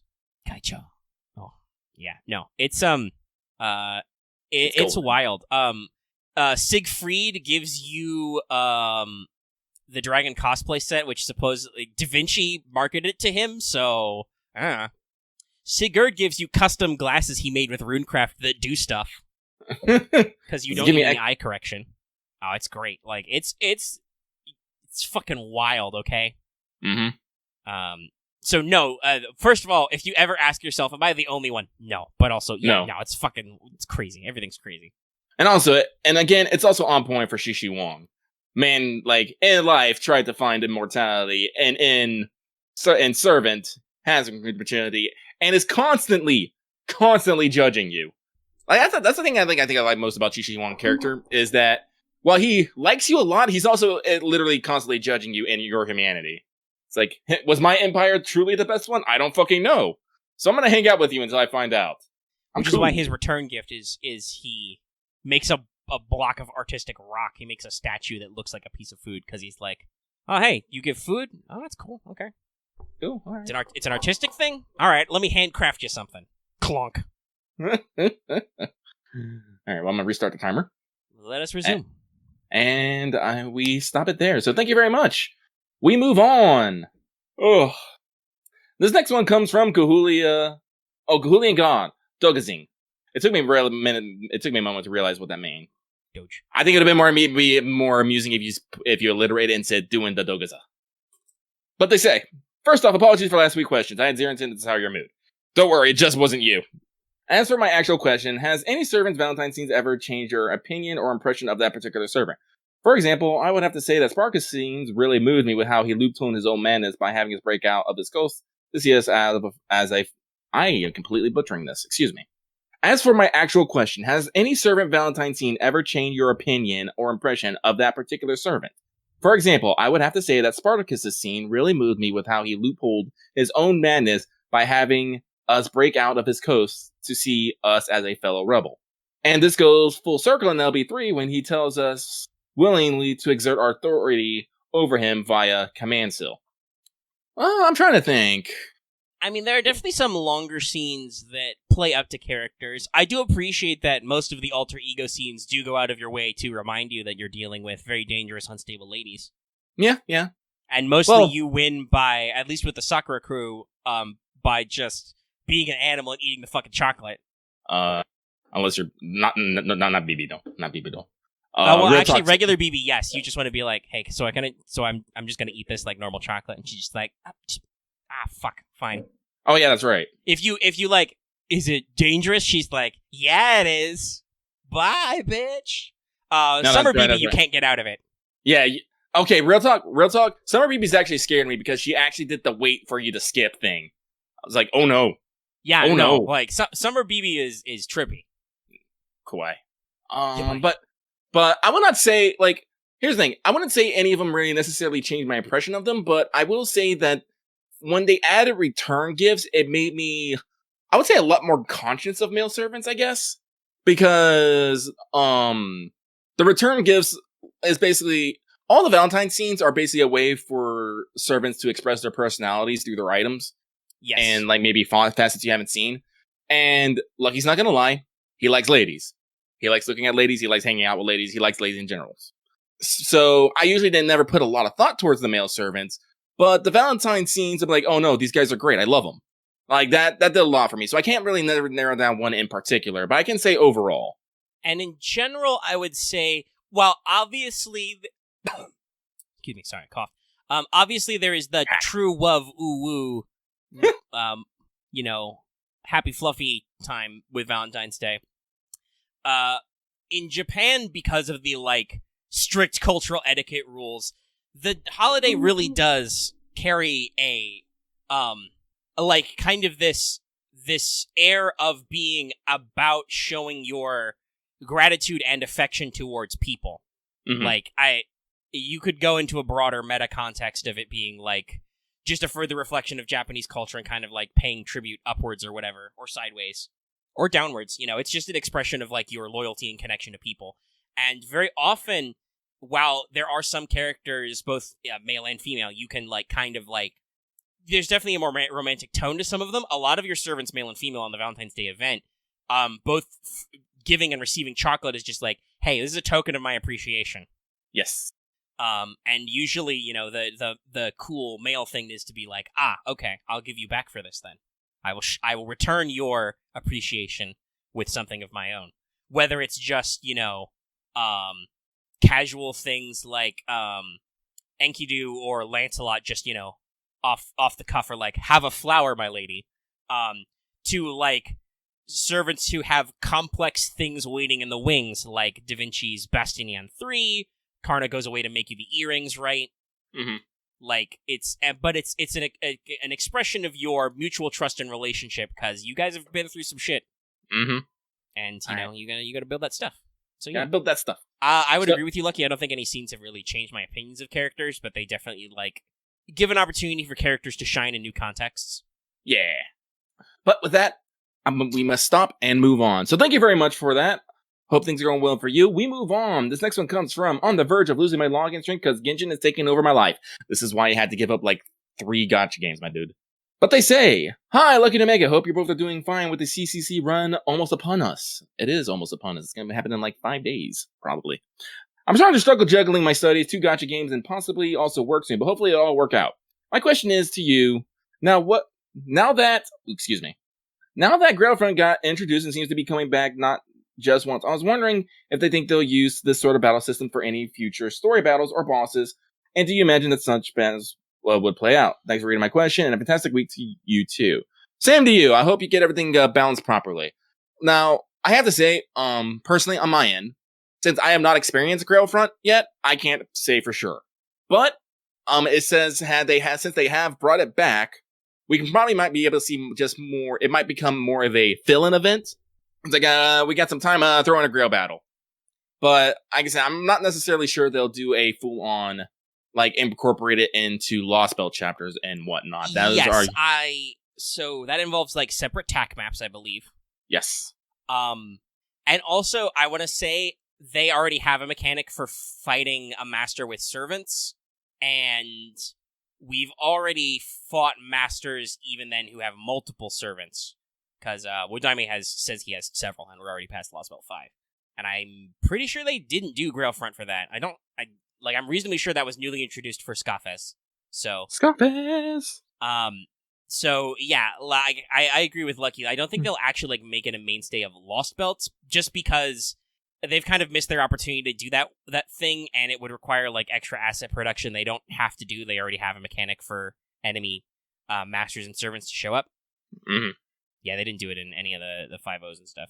It's like it's an interesting mechanic, but I don't think it will go to main story battles per se, just because it's a whole extra like layer of mechanics they'd have to bolt onto main story stuff, and I don't think it makes sense in context. Because yeah, there's like an enemy master and stuff, and they move servants around, but also you have multiple servants who are moving, so I don't know if it would work in a story context. Yeah. Anyway, I'm going to cut Omega off there. And we're going to move on. Thank you very much for your question. Hope you got something to think about. And we move on. This next one comes from Rotsiv, king of being disappointed at Angra being shafted by TM and DW. He got 100% bonus attack. I don't think that's shafted. I think it's because of the fucking lack of line and the fact they actually called it out. I don't know why they actually had to say there wasn't a line. Well, it's because people this is a thing Japan does all the time whenever a new servant comes out that's like a pre-existing character. They're like, "Oh my god, I can't believe you didn't put in a line for this person or that person." I guess Nasu felt the need to comment specifically on this one. Anyway, they say, "Sup, you two? Thanks for answering my video game genre question last week. Now that Caren is playable in JP, which original Osiverse carriers who didn't debut in FGO proper do you want to see implemented the most? I'm gravitating between Assassin Soichiro, Medea Sagar CE, now her husband, and Saber Ado Edom. Who's Ado Edom? He's the Slash Emperor from Notes, and he's already heavily referenced by MHXX, so I don't know about that one. Well, in that case, I would have to say Bazette. I mean, it's got to be Bazette. It's just straight up. She's the last one left. Like, I'm trying to think. Let's see. Are there any core Fate Stay Night characters we've missed? Well, no, if we're talking, Taiga's in there. Everybody's in there. I mean, if there's no playable Shinji, I guess. Yeah. Jason's a soft Shinji face, but it's not really. So, like, you could do that, but also it's Shinji. So, Bazette. Yeah, Bazette. I guess. If we start pulling from Prototype, I guess we can say Ayaka, because I have some suspicions about fucking the next Lost Bell here, y'all. Well, we will see what happens with stuff. Yeah. Many people have thoughts. Yeah, many people have thoughts. But other than that, yeah, Bazette. Oh, I just realized this person must have apparently double posted their mailbag. Hmm. I will remove one of these. So anyway, thank you very much for that. We're going to move on. This next one comes from the guy with too many targets and not enough quartz. I know this pain. But they say, 2 quick questions for the both of you. Which is the worst event in the history of the game in your opinion, and which was the better? Lalter and the Royal Icing CE or Semiramis in the new JP Valentine CE? Without much to say, good luck in your future roles for King Protea. Thank you very much. Hope you get what you want. Now, first off, I'm pretty sure that everyone usually universally agrees that Saber Wars 1 was like the worst event. I mean, it's definitely high on my list for the worstest. Yeah. Just because it was at such an early point in the game design where it's like such a pain in the ass to complete, and it really shouldn't be.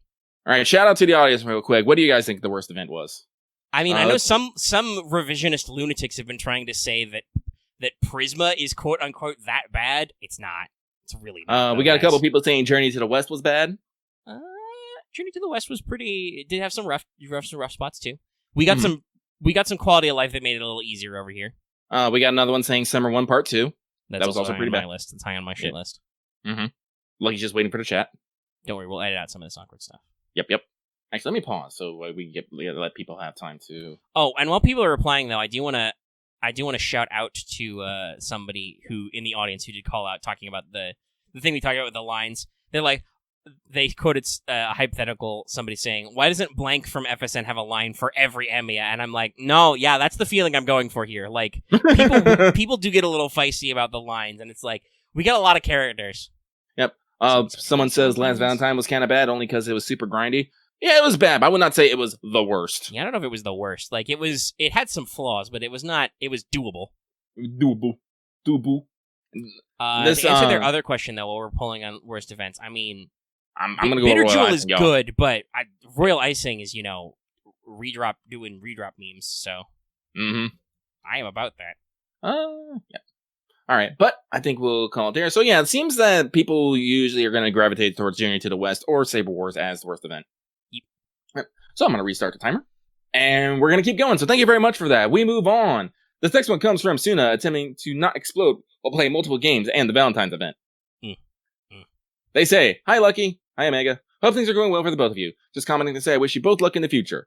P.S. Hokusai Musashi's voice Valentines make me feel 1,000% better. As they should. Hope that things are going well for you as well. But we move on! This next one comes from my wallet saw the looming threads that are this year's banners and wept in despair. Yes, as all of ours did. But they say, hey, Lucky Omega, wishing you happy rolls and blessed RNG. I think we're all going to need it. Boy, howdy we are. Hope you get some good ones too. But they say, question, best unplanned servant. A servant that you guys weren't planning on to roll for and then found later that you really, really like after getting them. In my case, Helena spooked me 3 times in a row, and I eventually ended up using her the most in my farming. Lucky has told this story before. 100% Tomacat. Tomacat was my first SR, and I first got her being all like, this ain't OG Tamamo, how dare. But she quickly grew on me, and I adore her to bits. For me, honestly, this will shock people. Merlin. I got swept up in the hype around rolling. They gave us 3 Saint Quartz. It was one of those times I got super, super lucky. I got him in that single 10 pull, and I was just like, well, shit, I guess I'm gonna Merlin now. I'm gonna do some memes, you know? And I did. Like, that was a servant I was planning on not engaging in a super meta go because Musashi was right behind him. I'm kind of glad I rolled for Merlin now because that Musashi thing really didn't work out. But, yeah, that was like a full-blown, I am absolutely not even going to waste Saint Quartz. I am full-blown saving for this roll. But with that, here we are. So thank you very much for that. I'll answer your question. This next one comes from Mooncell Master watching a detective show, who says, Dear Lucky Omega, no question this week, just well wishes before Valentine's ends and BB strikes back. Until next time, ciao. Laters, my dude. Hope things go well for you too. The next one comes from King of Apples, who says, question, what are your opinions on solos? Love, hate, ambivalent. Do you try solos? Should more people set up support to enable solos? Why is King Hassan the best solo servant? Don't at me. That's not a question, by the way. I didn't put a question mark. I appreciate the cheek. Well, his question was, what are your opinion on solos? And then... Well, then there were some follow-up questions, but the why is King Hassan, why is a questioning word, but there's no question mark, so they phrase it as not even a question. I love it. Now, they're just being cheeky. Yeah. And again, I'm going to go with the third option there, ambivalent. I don't care. People do what they're going to do. Yeah, I don't really care about solos. I know you can do some weird solo stuff. Honestly, to me, setting up a solo almost feels like it's more of a pain in the ass than not, because you need to, like, do weird double George stuff or something, right? To make it work, to actually make it solo. So, like, it's cool if you can pull it off. I think it's funny that servants can do it. But I don't try them myself because it seems like extra work when I can just build a team with synergy and also build a team that has drops. Mm-hmm. And like if you're trying to do like a meme challenge quest thing, I guess that's cool, but I'd rather just beat challenge quests and go home. That's just kind of how I play. To answer that question, should more people set up support to enable solos? Fuck no. Don't do that. No. People already have fucked up enough support setups without some people deciding, oh, I'm going to help somebody do a meme solo clear. Like, maybe if a friend asks you, but in general, yeah. This reminds me of a meme I saw recently, of a guy who says, yes, I finally beat the game without getting any upgrades. Go over to the Dave's studio where 2 guys looking at his stream and says apparently he beat the game without any upgrades. Without any upgrades. Dev sips coffee. But why though? Yeah, I love that meme that you retweeted. That's one of those things where it's like sometimes you can tell that devs allow you to do stuff for funds, but a lot of time it's just like, okay, but you know that they put a lot of work into having you able to use multiple units, right? Yeah. Anyway. So, I mean, whatever floats your boat, but it's not my boat. So, anyway, Tony Kaku, we shall move on. Thank you very much for that, and your cheek, you sassy pants. This next one comes from Lost and Confused, who says, Dear Lucky Omega, I was just wondering what banner would you consider your most cursed? Thanks and keep up the good work. I think mine... Yeah, I would have to say mine was second year Valentines with Bryn, I believe. Wait, no. That would be Valentine's number 1. That was Valentine's number 1. Valentine's number 1 is when Lucky actually started spending a ridiculous amount of money on this game. This is also number 2. That was Bryn was the first Bryn was Neurofest, I think. No, I thought that was the second Valentine's rate up. No, that was the second Bryn because the Valentine Neurofest is when I got my Bryn. I'm pretty sure that was. Guys, help me out here. Be helpful for once in your lives. When was Bryn? Hey. I thought she was in fall. Well, she was. She was on the second Wait. Yeah, she was on the second Neurofest with the one with the Olympian Bloomers because that's where we had the Cheer for Master CE, which is the fucking best. Was that her rerun? But yeah. I thought her first one was later than that. Our first one, I'm pretty sure. People are just saying words now that don't make any sense. Guys, you need to fucking context it. You can't just say yes. Yes to what? What does that mean? Yeah, she had a trial quest, wasn't it? Because that wasn't Valentine's. Saying it was before Saber Wars. No, I think wasn't it 1 million downloads? Event? Hang on, Bryn FGO. Hang on, fucking. Let me pause the timer. Research. Well, obviously, yes. Pause the timer. Hold on. We're getting in there, because... Fucking... Let's see. Okay. Yeah, okay. 5 million downloads, apparently. Okay, wait. When was 5 million downloads? Oh, that's right. 5 million downloads was February 3rd to February 10th. So it was actually before that one, because I believe Nero Bride was the first Valentine's servant, wasn't she? I don't remember. But yeah, but then she was in the Lucky Bag, and then she was in the Nero Fest after that in the autumn. So she was in Nero Fest. Okay. Yeah. It was a long gap. Anyway. Okay. So that Bryn banner was cursed. Yes, that Bryn banner was cursed. It was 5 million downloads, not Valentine's. It was in the Valentine's window. Yeah, they're very close together, and that was like 3 years ago. So what is time? But yeah, that was my curse scanner. I spent a lot of money on that, and I did not stop.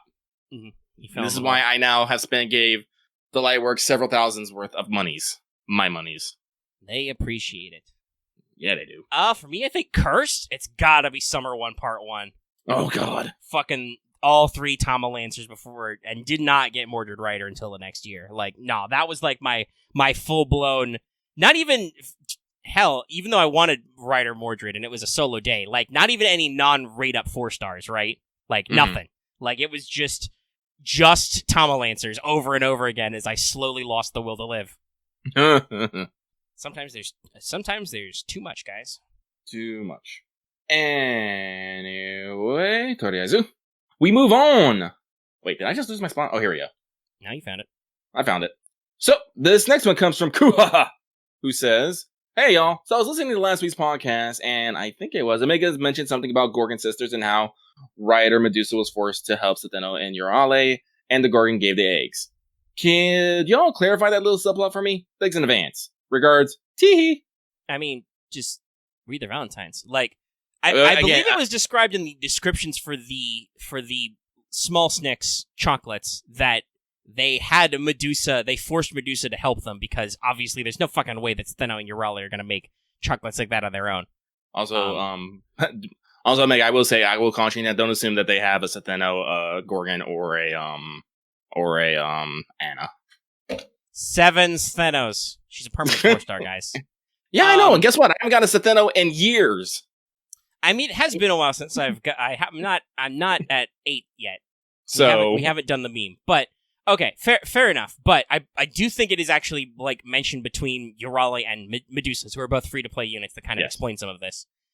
Where that because like Setheno is like snake chocolate like good, and Urale is like snake chocolate lazy or something like that. Because Setheno actually put some effort into making hers look nice, copying Medusa's original design or whatever, and then Urale was just a crappy copy because she's the lazier sister, the middle one. So I'm like, but yeah, that's basically the outline. Is that like Medusa gives you store-bought brand chocolate, which is kind of funny considering, remember, all these servants would be out.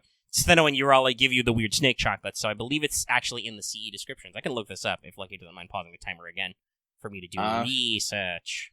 We'll stop. But for Gorgon and the eggs, that's canonical. That is literally Gorgon's scene and her Valentine's chocolate, is she gives you 3 different sizes of chocolate eggs and is like, give these to my sisters, let nobody know who gave them to you. Goodbye. Squish, squish, squish. Because they did the weird squish effect as she leaves. Is it her tail? I guess. No, clearly it's her boobs and their powerful magnetic power. Oh, I personally think it is weird because, like, she's, I'm pretty sure she stomps onto the scene and then, like, squats away. I think she does have legs, but I think she does rise up on the tail, but I'm like, hold on, that's weird. I just feel like it sounds like she fucking, like, claws her way onto the scene and then she squishes away. Maybe I just misheard it. Who knows? Where is a good... Here we go. List of Valentines. No, okay. Hold on. Let me see if this loads correctly. Okay, it does say wait for it to load fully. This is why we paused the timer, because I'm trying to load a list of the chocolates in this. Let me switch to single seed. By the way, for those curious, we have 15 minutes and 54 seconds remaining on this timer. Okay, so let me run down... Like, we'll play some Final Fantasy 14. As many people are. Talk about that more tomorrow.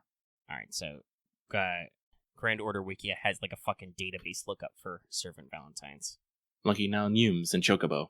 My I'm Chocobo so has glad the. that we easily dead air cut. I mean, I can just talk. Just talk. No, it's fine. With the power of editing. Okay, I'm gonna have to go to a different. The power source, of editing. Because this is like He's gonna have to go to a different. this source. database is like too huge. I really, dear people who make all varieties of FGO type wikis, it's a unique thing to a servant. Just put a fucking link to their Valentine's thing right in their profile. If I Google Medusa, I should be able to like click a button and find her Valentine's C. Also, Actually, wait. Fate Grand Order Wiki. You should also make sure to have it tab over. I can just hit a button and find their. Let me see. Okay, so yes, when in Grand Order Wiki, Yeah, no, you can do that on list the all of on that. the Grand or on They the list all Fate their Grand Order CDs, Wiki. yes, that does actually cover all of them. But they also need to do the thing where they list all the banners they're on. It's not rocket science, guys. Do everything. I mean, like, you're Okay. Are you talking about the Fate Grand Order fandom wiki? Yes. I'm linking. They do have. Yeah, the no, tab they do over, that. but They don't. You- They do not have a one for their read-ups. Oh well, no, I'm just talking about if you want. No, the yeah, Valentine's, I found that already. Lucky, I'm already there. Oh, I said Okay. yes several times when you said that. Sorry. I'm sorry. I Okay, so heard you Medusa doesn't bitching about reference it. Well, yeah, but Grand Order Wiki is very helpful because they have great tools for comparing stats and read-ups and stuff, but their link of what craft essences servants is in does not include their Valentines, so I'm just like, guys, why can't you just, all of you do all the things? Oh, yeah, so Eurali's is called Snake Chocolate Low Effort. Okay. Maybe it's referenced in their lines, so it doesn't really say in their description so far that they made them together. I read that story somewhere, though. Maybe that's just one of those urban legend things. Because Eurali's is called Low Effort. What do they call Stenos? Snake Chocolate with Love. Wow, these are short descriptions. Okay. So I don't know, maybe it was nothing. I had Who always knows? heard that was the story, like, why the two sisters, the ones who obviously don't give a fuck, give you, like, handcrafted chocolate, and Medusa has to buy you fucking store-bought. But I don't know, maybe it's not substantiated in the text. Oh, let That me could see be here. theory. The Gorgon thing, though, is literally canonical to Gorgon's Valentine scene. That's what happens in it. Anyway, Anyway, hang on. what do you guys do? Let me see. So let's see. Medusa's was craft essences, brand chocolate. Yeah, no, yeah, it's pretty short. Yeah, they're all Nah. unfortunately pretty short. I do at least Mhm. like that, as I pointed out, whatchamacallits, Eurali's is in fact called Low Effort, and Stenos is quote-unquote with love. But then in the description she's like, Oof. of course it's a lie. Yeah. Big oof. Actually, what does Gorgon say now? Curious. Type in I should Gorgon double-check with Anna's at least. and scroll down. Click craft essences. Egg choco duplicates. Talking what snake eggs look like. Yeah, no. It's weird. Who knows? Yeah, I thought there was more narrative there, but I guess there's not. They're all thematically linked other than Medusa's, so clearly there's, like, something going on there, whether that was, like, art directors had different ideas or what, I don't know, but, Anyway, let's keep going. Let's keep going. Actually, I guess I would say Anna's and Gorgon's are most closely related because one is egg, one is snake popping out of egg. But Yeah. also, obviously, the look is, Yeah. similar. All right, but anyway, I start the timer again. We take it down. Thank you very much for that. So, they move on. This next one comes from Caren enjoys watching people getting salty from their gaunter pools, trying to pull for her. She is a sadist. Sometimes that backfires on her. Well, she's got a lot of stuff going on. Yeah, she do. But they say, hey guy. Apparently we are one guy now. Two questions. If we didn't have the internet desync, we could do, like, a fusion ha thing, but there's no way it would line up. No. Yeah. Oh, God. Alright, but 2 questions this week. 1, since the event is about over, which chocolate event was your favorite? Mine was either Anastasia and her Vi doll, or Pravati's 1-to-1 chocolate bowl. And, well, let's answer this one first. So, favorite chocolate? Oh, man. Listen, I've gone through currently like 196 chocolates. God damn, It's a lot. it's a lot. Actually, I don't even think I got Talamo. I don't think I've got regular Talamos yet. Oh, I do want. Well, that's actually, what I was no. going to say was, so this guy says the event's almost done, but you're not actually through all your chocolates yet. No, So, I did get Tama Lancer, and again, shout out to Chiwa Saito for just the voice. Oh my god. Yeah, I talked about this last week because that was like one of the first ones I got, and it's just it's all no stops given. Yeah. and especially her playing as Tama Cat and Tama Cats and Lips. Oh man, it's so good. But like honestly, like I'll default to the Tamamos and Lips because Lips is just a ball of adorable and preciousness, and cameo by Cat, being like, "Whoa, girl, now is not the time for violence. This is Lips time." And also because I'm kind of sort of slowly friendshipping Cat and Lip right now because it's official. They flensies. They are what they call it? Cute hand mitten besties, which is saying a lot. Yeah. So for me, like, especially with voice, I love both Jolter CE scenes just because they're like the chocolates are funny. The way that Jolter's trying to fucking troll you and then you just troll her back. Haha, it's my face. You can't possibly. You're eating my face. You just eat my face. Like just the classic, Jolterson energy. What are you gonna do? Shoot me, man! Moments before he gets shot. What are you gonna do? Stab me? We'll talk about this later probably, but I like both of the Kentucky scenes for different reasons. Well, for the same reason in both of them, for a different reason overall, but that's mostly to do with, God, you don't know until it's voiced how much English is in there. And it's great. That's where I got how I started this. Very, very golden, thank you. He's super golden. Yeah, I'm scrolling through recent ones, and I'm just like, nah, I mean, like, in terms of, like, heartwarming, I think I like Aresh's probably the best out of the servants I really like, because it's actually, like, a lengthy scene that, like, builds up through all her Areshkigal stuff. Like, Ishtar's both Ishtars are shockingly tame. Mm-hmm. Where it's just like, haha, it is a day of tribute. Here, human, it is Valentine's Day. I'm not a complete animal. Have chocolates. And then Summer is, oh shit, I'm a complete animal. I forgot chocolates. Quick, get on my magical scooter. We're gonna go see the world and also get snacks. New. Like, there's a lot of little things, but that's probably my best assist. I would love to say Summer Mordred is my best assist, but unfortunately, Matahari fucked it all up before we could finish playing the talking game. That's what I got. Oh, that's what I got too. So we move on. Like, oh wait, Mitch, for your first question, you have a second one here. Yeah, you got double step here. Yep. So they also say, because this is actually not FGO related, besides Yu-Gi-Oh, what other tabletop games do you enjoy? Like Red Dragon Inn, Cards Against Humanity, Munchkins, etc. Thanks again, and hope your rolls don't get more salty. For me, Lucky likes playing anything that isn't going to make him want to punch another player. That's usually how it goes, yes. Yeah. We've played all of those games. I think it's fair to say we can like them. Yeah, no. Like, Munchkin and Red Dragon can get a little fighty, but usually it's just kind of like, whatever. Yeah, no, like, fucking, like, I like Red Dragon Inn. Would not mind playing again. I will not play Coup again, ever. No, Coup is just straight up, I mean, Coup is a game that literally says there's no second place. Yeah.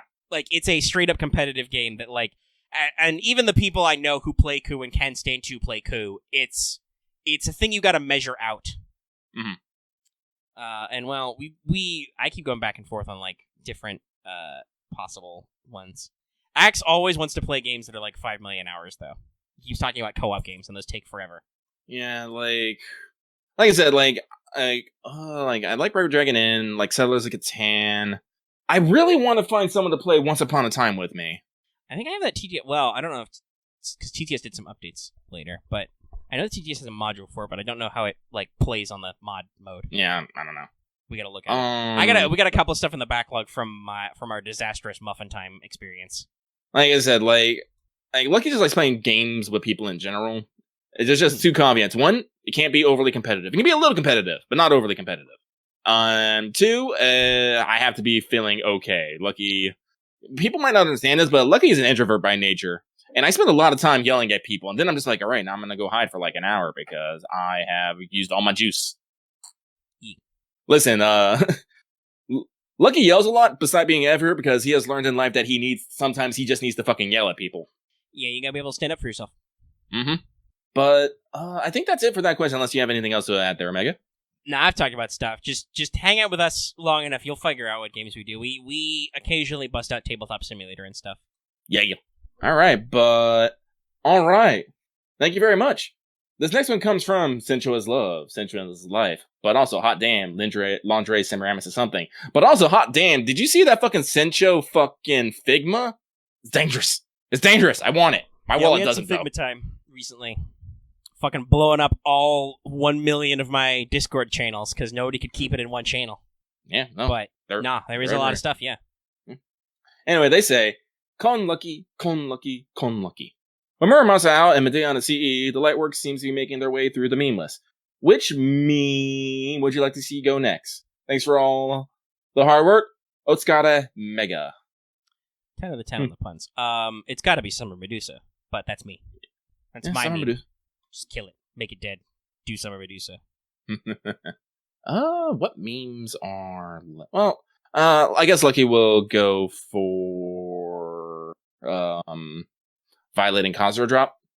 Give me the rest of that Sakura 5. I need to complete the whole set and turn them into a super fighting robot, which we may or may not already have. Two things. One, while you said that, I nodded because I was in the middle of a yawn and couldn't say anything. And two, I was immediately going to turn into a riff on the OG Mega Man cartoon theme, but then I remembered, no, I've definitely done that joke before.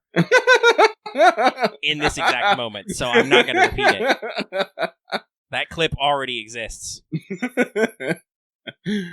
Yeah, no. But, yeah, I believe Kazura Drop and Violet have been confirmed to be data mined? Yeah, they're in the data. Yeah, they're in the data. They're in there somewhere. Whenever we have our follow-up to OQ Labyrinth. But, yeah, that's it. So thank you very much. We're going to move on. Wait, you answered him. Yeah, you did. Said by the way. Oh, excuse me. So thank you very much. This next one comes from a man who really needs to shave. I know this pain. But they say, hey, Lucky Omega, hope you're well and your weekends are filled with fun. That is questionable, but we'll let it slide. My question this week, outside of Space Ishtar, do you think we'll see more servants who are themed around space and space technology? Thank you for all you do. Well, yes, we got one called Voyager, who's literally the Voyager space probe. Yeah. And with that in mind, yeah, probably. Like I said, with things just coming in the future, they'll probably start pulling more things from space, maybe with the servant universe, or just things for space, because space is weird and dark and has many, many empty spaces where things may lurk. Okay? Space is big, guys. Mm-hmm. But with all that, let us move on. Thank you very much. This also comes from your cousin from Boston. I could have a cousin from Boston. I don't fucking know. But they say, hello, Lucky Omega. I don't know if you answered this question already, but I was wondering who would have won in the Fate Grand Carnival if King Protea did not participate in it. I don't remember who was in that lineup. And there honestly, was a Melt and an Ishtar and a Nero, I think. Was that Lante in there? She might have been in the lineup. It was a swimming race, though, so I would have to go with Melt because Melt is water. That was a foot race. Was it a swimming race? I could have been. I don't fucking know. I don't remember. I haven't seen it in forever, and it was in Japanese. I think there were multiples. Oh, no, okay, yeah. So there was the race that King Protea won with just by jumping, right? Yeah, I think that was Atalante and Ushi. And then we never actually saw this. Did we actually? No, was it Nidokris who cheesed her way through the swimming race? Well, I know she won it somehow, but also between Ushi Wakamoto and Atalante, I don't fucking know. Listen, I'm pretty sure they both have like rank A agility.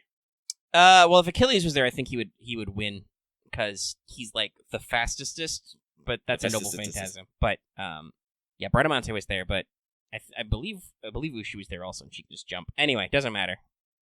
We definitely haven't answered this before, but this is one of those things where I'm like, I don't even remember who was in what scene, right? That was like a month ago, right? And I think that was at New Year's they debuted that. And stuff has happened since then, and it's posted in Japanese on FGO's YouTube, is it?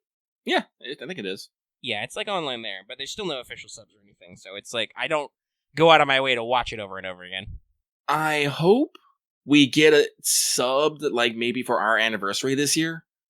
That would be nice and good timing, because the Blu-rays hit in Japan, like, summer this year. Yeah. So, and I don't know if, like, maybe they'll like, air them on TV, or maybe they'll release it here. I don't fucking know, but I would like to see it. But anyway, let us, stop there and move on. We still got a couple minutes left. I want to see if we can knock out a couple more. This next one comes from Philip J. Fry, named for his uncle to carry on his spirit. Is it Saturday night? No, not yet. Hey guys, I hope things are looking a bit brighter since last week. With a bunch of servants calling us their little brother and sister in the Valentines themes, who would you like as your, in real life, older sibling? Have a pleasant day, and hope you both find a 7-leaf clover of your own. So, if I was to say strictly older sibling, actually I'd probably say Medusa or Medea. They give big Onesan energy. I can't say Boudica because I do not think of Boudica as a sister. I'm sorry. I can't. Let's see here. Yeah, but Medusa and Medea, definitely. They're both that cool Onesan type. Medea could arguably be more of an aunt, but I'm not going to say that to her. She's clearly my big sister. Clearly. Let's say I have too many. Who would I like as an older brother, though? That's a good question. Lucky plays the Jeopardy theme in his head for a moment. Well, the compound answer would be Emiya, I suppose. Just because that man is a magician for a variety of reasons. Cooks, cleans, has worldly advice, and seems to always have a woman around for some odd reason. That's cool. It's a cool Anarchy. Yeah, not Gil, not Ozymandias, not Iskander. Achilles would be cool, but I feel like Achilles would be way too fucking much. Achilles is like fucking star of the fucking high school quarterback team who everyone expects you to be just like him. Like, no. There's a fucking young adult thing right there. Or like a CW middle of the afternoon drama. Hector's an old man. Cursed Arm's more of an uncle. Honestly, actually, I think most like if I was just the younger brother of all the knights of the round, I think that'd be hilarious. I think that'd be great. Not just it can't be just one of them. It has to be all of them, because otherwise you're gonna run into the fucking Achilles problem again. But if they're a group, then it's just funny. Anyway, but I spoke too long on this. Omega, do you have any interest in answering this? No, we have definitely answered this question before, and I am too hot and tired to redo my answer. Very well, then. Go to the archives. They're extensive. All right, so we move on to the next one. Thank you very much. This next one comes from the Shisho Fate Fanatic, who can't be helped by charmed by the Awawa Blob that is Murasaki. She's an adorable Awawa Blob. They say, hey, Lucky Omega, hope you're doing well and prepared for a CCC rerun that's coming up. I'm as prepared as I am. I have all the same stuff I have when I beat it the first time. Yes. Question, since I was just starting FGO when the first round of CCC happened in May, and you guys have been around since the beginning, any tips for those who missed out said original run? Take care, you two, and everyone listening. May your rolls be blessed. Same to you, my dude. Live, laugh, repeat. To prepare for CCC, shoot. I mean, see, the thing about CCC is basically just it's a fucking epic remnant all onto its own. So you basically just treat it much like as a story. Yeah, treat it as a story with limited time. It's got a front half and a back half. It's got a lot of stuff going on. If you are looking for tips, I would love to point you at Let's Talk Fate Grand Order number 83 CCC x FGO collab pregame, published on April 15th, 2019. That has all of our breakdown for like mechanics and stuff, and I don't think a lot's changed other than the challenge quest, which I'm sure we'll talk about when CCC actually hits. But for the most part, just look ahead, check your bonus list, make sure you got any bonus servants you actually own handy. And keep some stuff in mind. CCC can be a bit of a tough event. It's got a lot of drops and stuff to go through, and like multiple currency things you want to work on. Mm-hmm. But it can be very rewarding to do all that extra shit, and it's good. But also, don't freak out too much, because this will get added to main interludes, so technically you'll get another pass at it. Mm-hmm. But I will say, do not sleep on CCC. It's a free BB. Yeah, super BB's important. Very important. She's the only free Moon Cancer to this day. Yes. There is a permanent one, but that's not for a couple more months, and that one's still SSR, so. Mm-hmm. I don't know, we just did another ruler limited SSR, so maybe we can... Actually, that's a good question. I think Caren is limited, right? I don't even know if I actually checked. I would not imagine that they would make a Valentine permanent. She is, but I've just realized, I'm like, fuck, I didn't even look. Yeah, okay, yeah, she's limited, alright. By the way, someone in our chat says, have a waiver and good arts damage servants. I mean, this is still, we're still in the Scotty conspiracy. I doubt it. I hella doubt it. Yeah, unfortunately, as much as that would be the thing to do, because arts is a good setup and you can work around for stuff, people are still going to try and shoehorn and crowbar Scotty into it, and I'll let you know, then probably about a week I'm going to have more free slots on my friends list. It is time for the great evening. Because let me tell you, as much as I'm disappointed in not using them, God bless them for making Murasaki the only event bonus servant. I just turned off event CE only, and I only do event bonus, and I only find Murasaki's as I'd wish. Sadly, that's usually only like 2 friends list, That's me. Some of that's just delight working. No, actually, I only see you like half the time. I think it's because you were like in transit some of the afternoon. But I do occasionally see you. But at different times, I'm only seeing a couple of people just because I would shake stuff up. Yeah, that's it's funny how that works out.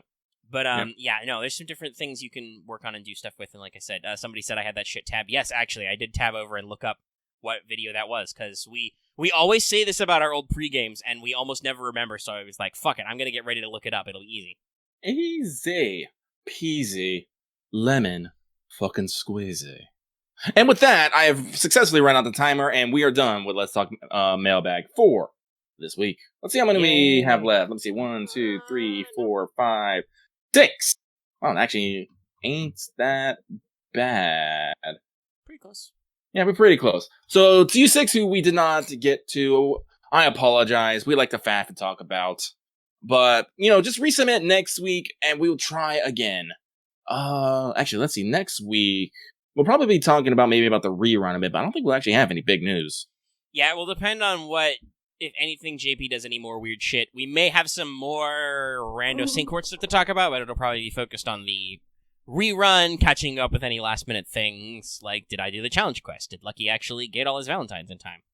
Yeah, so I might be calling my shot early, but I'm going to say it right now, if you want to ensure that your question gets read aloud, next week will probably be a very good chance, because I do not think we actually will have a full show. So please keep that in mind, and if you really want to get something done, now is the time. Yeah, because I think the best I can do is I could, do some make work and do the sermon of the week. I will probably do that anyway, but that won't necessarily overly extend the show, because it needs a front half and a back half for us to need to sandwich mailbag. Mm-hmm. Like, if we get through all the news in 10 minutes, whereas this episode we hadn't even started the news by 10 minutes in, there's no reason not to do full mailbag and then tack on the thing at the end. But okay. So that's mailbag. All right. What order you want to handle free talk in? Well, let's just get through Valentine's real quick. Okay. Valentine's impressions, talking about the complete event story, because it's all out and has been out for several days.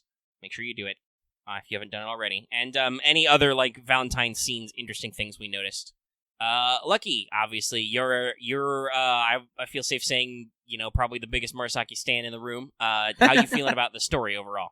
I like it. I think it's, it definitely highlights Murasaki as a character, but also distinguishes her from history a bit.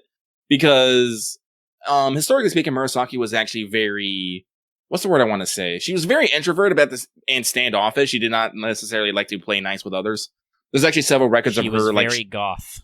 She was very goth. There's actually several records of her, shit-talking other poets and stuff, because they did not understand why the fuck that she didn't want to hang out with all these fucking drunk dudes and get felt up by them. Yeah. And she was just like, no, listen, I'm gonna go hang out and look in the moon and talk about how black is the embodiment of my soul. How does because her multiple NP lines, one of them is just reading the passage from Genji Monogatari about, what is it? My tears are dry, but they form pools in my sleeves, I think is how the Aoi section goes, something like that. Mm-hmm. Mm-hmm. A very, very, very famous section that in of itself has been turned into individual kabuki plays, by the way. That's one of the big highlights. Oh, yeah. But, like I said, FGO does a good job of keeping that kind of space, because at no point do you actually feel like you're necessarily, I want to say, super close to Murasaki. She always kind of keeps this little bit of space between you two. Yeah, she wants to make good impressions, because she's got a new job, basically, but she's still the librarian. Mm-hmm. And like I said, it hurts my heart that she's not outwardly a waifu, but at the same time, I respect that they're basically keeping to her character, and they make her goddamn adorable. Just ah noises, her just easily getting flustered. It's good on all our servants for being all like, oh no, she's great, we love her. Like Hans. Well, and you do get a lot of really good time to, she gets to hang out with some of the other authors, and everybody's like, man, hey, we're all cool and famous. Yeah. Osaka Hime nearly has a self-destructs.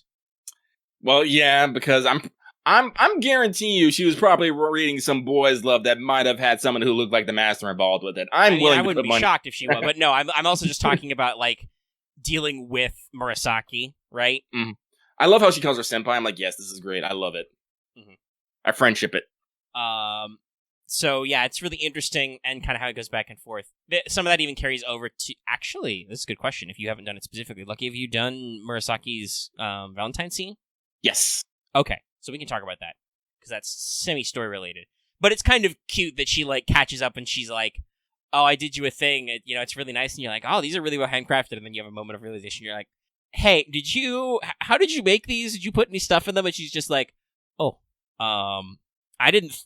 She basically says, I didn't think that heroic spirits would hold back and not do super giga special chocolates. So these may be onmyoji chocolates. It won't hurt you, probably." And you're just like, "Fuck it, I'll eat them." That's all do you see we're talking about all the weird shit that the guys give us. Can we talk about all the weird chocolates the girls give us? And some of the things that are not chocolate. Kiyohime. Also, shout out to Kiyohime for leaving a fucking picture underneath my pillow and not assaulting me. Yes. But yeah, no, it's not that crazy. Fuck, we already talked about Summer Tamamos. That's just, she gives you a chocolate roofie. I'm sure whatever is in the onmyoji picture chocolates, which by the way look great, artistry, showing many famous scenes from Genji Monogatari, Tale of Genji. So yeah, no, it's interesting.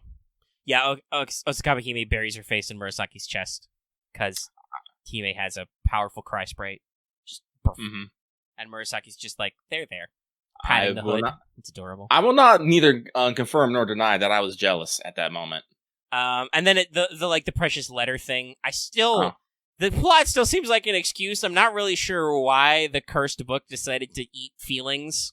That was one of those weird things where we solved it, but we didn't solve it. Mm-hmm.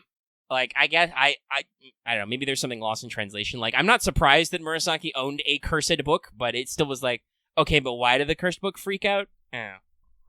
But at the end, it turns out that the letter she lost was actually something she was editing. Well, it's implied that she was something she was editing for MASH. Yeah. Because MASH wants to send you a thank you letter this year. And that is another thing that comes up, is that not only does Murasaki run the new library, but also she teaches writing classes, basically. Yep, writing, calligraphy, creative writing. It's great. Yeah.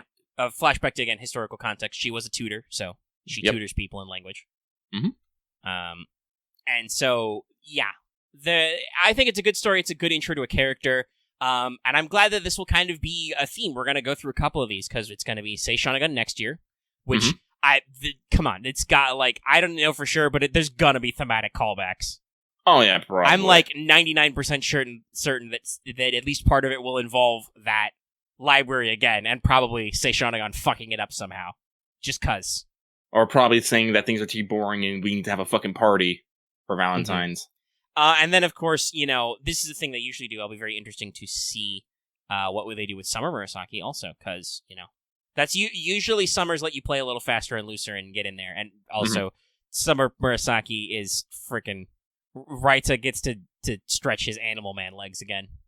Again, I keep looking at her legs and thighs, and I'm all like, I don't know how this works, and I love it.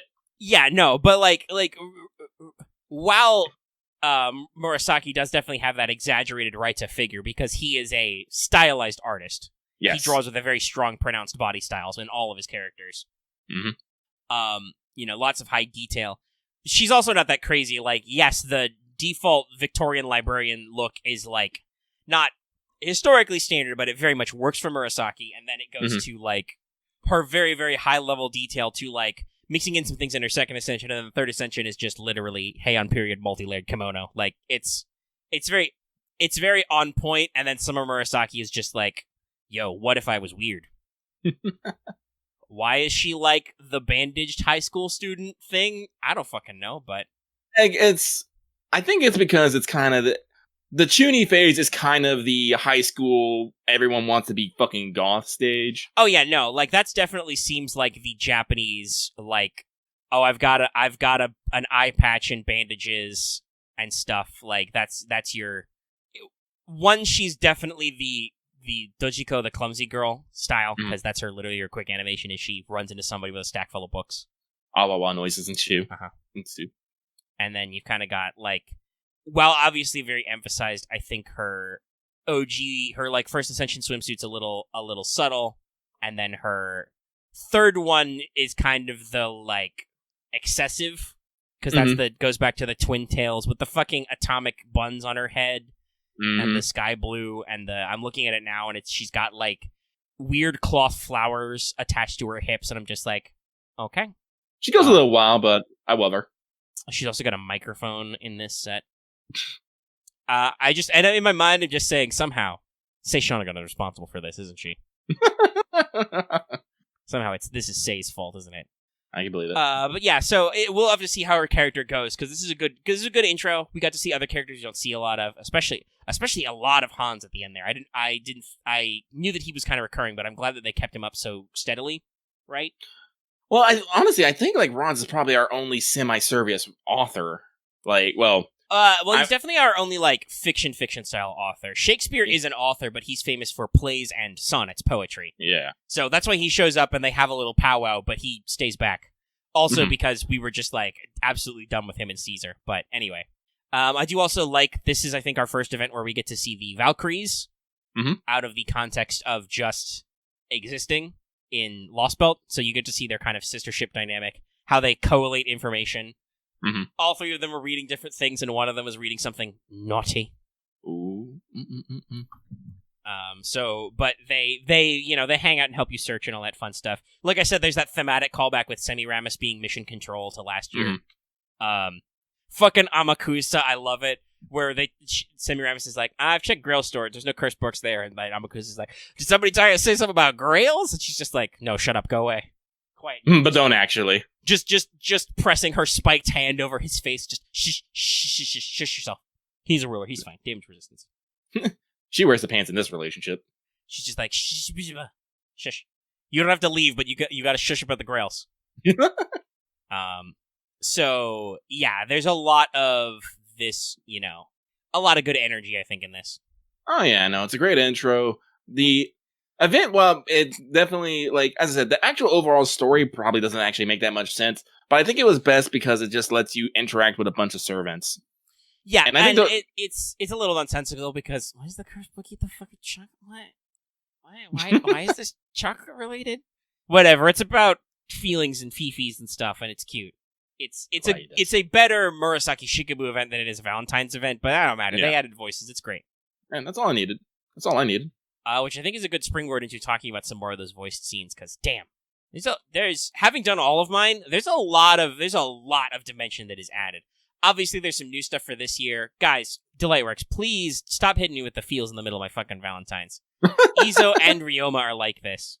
Though I love Ryoma's scene because at first you think Orio's gonna freak out because you gave Ryoma chocolates, even though it's clearly just hey, thanks detective for all your help. But then she's like, where's mine? And you're like, I got this! She's like, what the fuck, dude, where's my chocolate? And you're like, hello, have some chocolate, I prepared for this. And she's like, perfect. And then Ryoma gives you a gift and she's like, shit, I gotta give you a gift too. Have frog candies. They're adorable and delicious, and I'm just like, yeah, this is great. But then it gets like really somber at the end, and I'm just like, oh, why?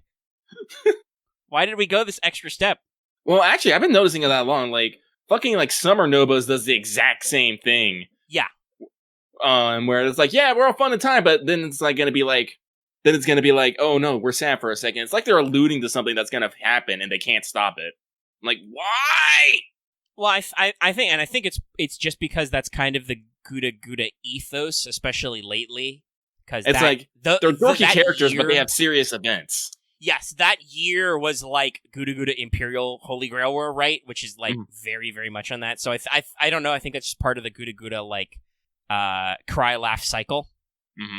I don't have an Oki 10, unfortunately, but I've heard that hers is similar. Where it's just kind of like it's sweet and sad, though there's a little bit of goof to it. It's just like, but at the same time, I'm kind of like, could you relax a little? You're hurting me here. You're hurting my heart. This is supposed to be. Lucky had that feel with Cha-Cha. Yeah, Cha-Cha's another one of those. Because Cha-Cha's is like that, but it's also dangerous because you actually get to hear Cha-Cha's adult voice again. I'm just like, oh no. Yes, she does her quote unquote serious voice and kind of talks about it, and it's kind of. I mean, and obviously it's also sottovoce. She's using a stage voice there, going a little low, but also kind of interesting to see. And I'm just like, oh, yeah. But hey, it be how it be. But I mentioned this with both Kintokis are wild because, like I said, I did not realize just how much of that guy Kintoki is. Because he is all about the crazy. Like, Ryder Kintoki busts in your room and he's like, Master, be cool, be quiet. And I'm just like, oh my god, Kintoki, you nerd. You're such a dork. Oh, but he's the best. No, he's great. I also love that it forms a story arc, like, while regular Kintoki is the same, Betty Golden, thank you, and all that stuff, he's also like, oh, yeah, no, Raiko and Shuten are fighting about giving you chocolate. I'm already out of this question. And then you ambush him, and he's like, shit, you got me something. I'll give you all the sweets I've scored today, and also a copy of my lucky golden necklace. And then Ryder Kintoki busts into your room to hide out because he's like, dude, Shuten and Raiko are looking for my ass. And they're going to be looking for you, too. We got to lay low. We got to be cool. Be cool. And then it's like, surprise, bitch, chocolate. He's like, oh, no, you got me, boss. Well, I got to be nice here. Let me give you a nice one. I think I talked about it last week, but I love like how some of these go on their own stories. Fucking MHXX is like, all right, I've given you my chocolate. Now, we must go make money. We've got a villain to solve. I will earn enough money to go to the resort planet. Well, also, she wants to go to Resort Planet with you because you're coming along, woo. Yeah, well, you're helping her out in her partnership, and then she takes on Giant Mecha Ellie, who is a recurring character. Funnily enough, I've seen both versions of the Mecha Ellies, which are equally great. Mark II is more Sun, I would say. Oh, definitely. She keeps she's like, hey, polish this, help me with that, clean that for me, and she's like, why is my reactor core freaking out? And then she gives you a fucking seatbelt, nerd. Whereas regular one is much more like straightforward of like, I must give you a gift that will be helpful. It lets you speak directly to me with the communicator helmet, which obviously I saw last year. It just makes me realize that Mecha Elijan is still just hanging out at fucking Castle Sejet. Yeah. On top of fucking at fucking Sejet Pyramid at Himeji. Yeah. Apparently just exists there. I guess it's a stable singularity now. And there's a lot of these other little moments that I'm like are really great. Fucking hearing Fion ramble about DHA. Yes, DHA. Shout out to, I can't remember his name, but we all know him. Fucking Giles, voice actor for his fucking read of the John fan club. That man did not stop. He just did. I'm like, this guy keeps going. Yeah, he's great. He's great in all his scenes. Even when John leaps in, much like Blackbeard getting killed, John leaps in and pokes him. He's like, my eyes. And she's like, all right, mister. I love guest appearances in these, by the way. Mm-hmm. They're so good. And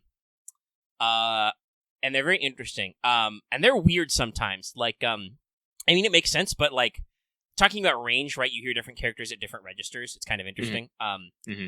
I don't have Orion, so I don't know how that goes, but Miyuki Sawashiro is Artemis, and also Rama, Nightingale, and Mordred.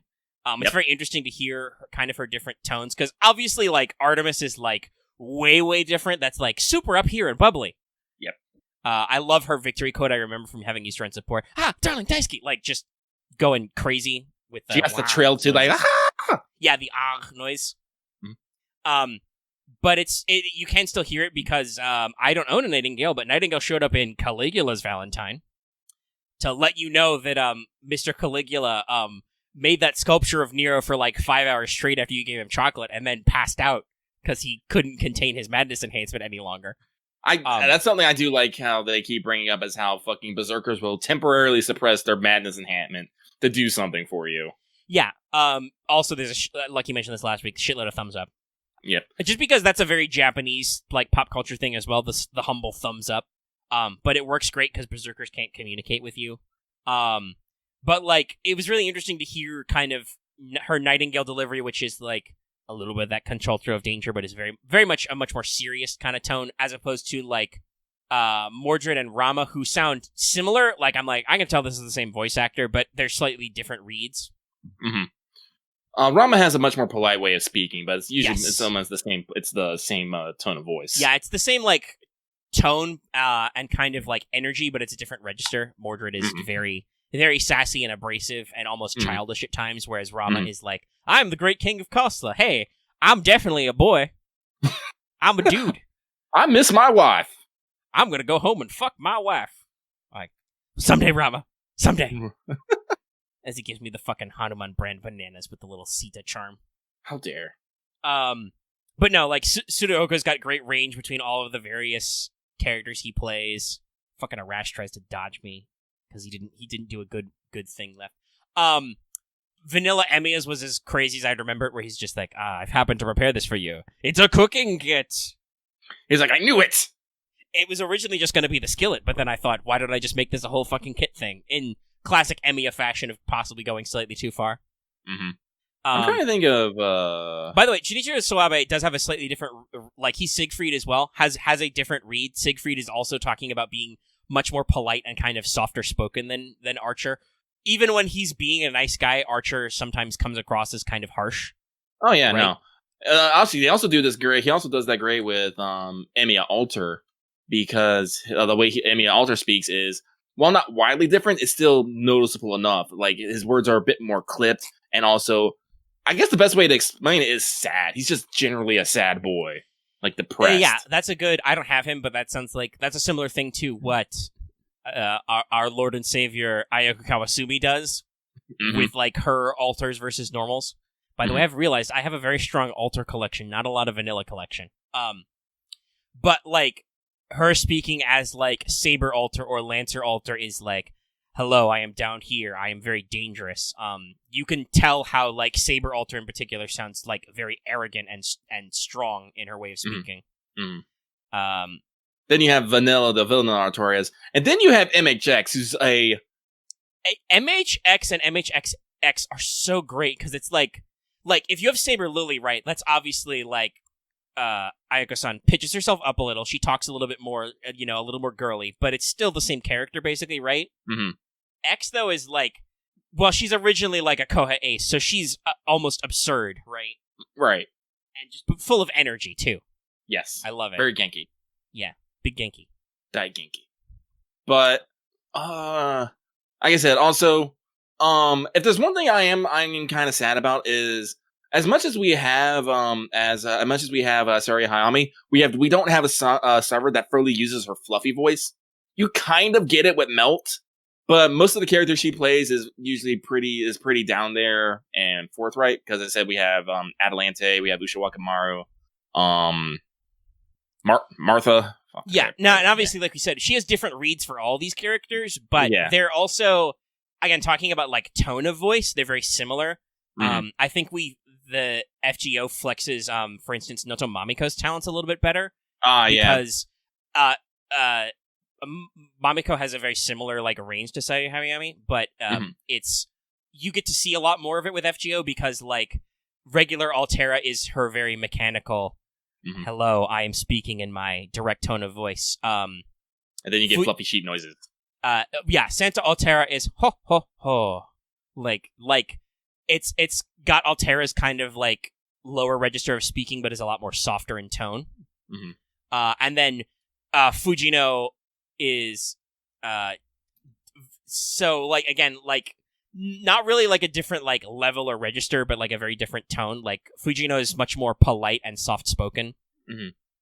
Considering that she's kind of the prototype Sakura character, right? Like Noriko Shitaya, by the way, also does a good job of like I don't have Pavarti, but I'm gonna assume she's very Pavarti's probably much more closer to her natural Sakura voice, I would assume.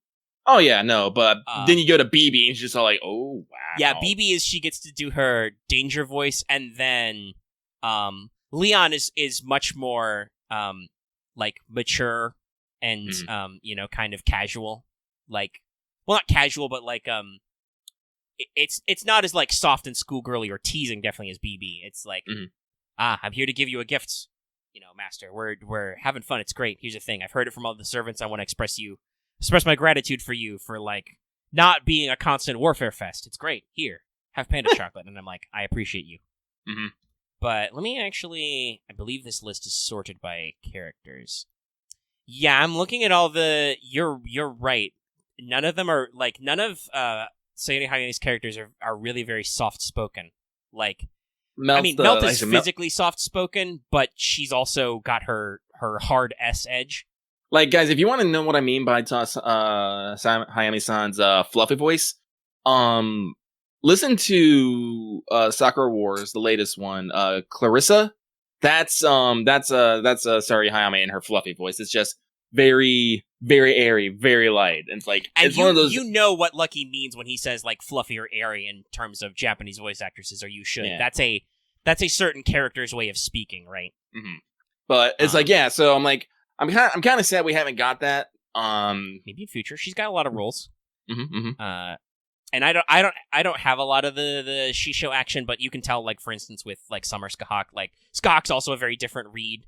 For Noto Mamiko, for instance, that's a very mature read. But like, I'm looking at Hayasari's credits. It's like Martha has she tries to go for the big sistery thing, but also it has more of a tomboyish action.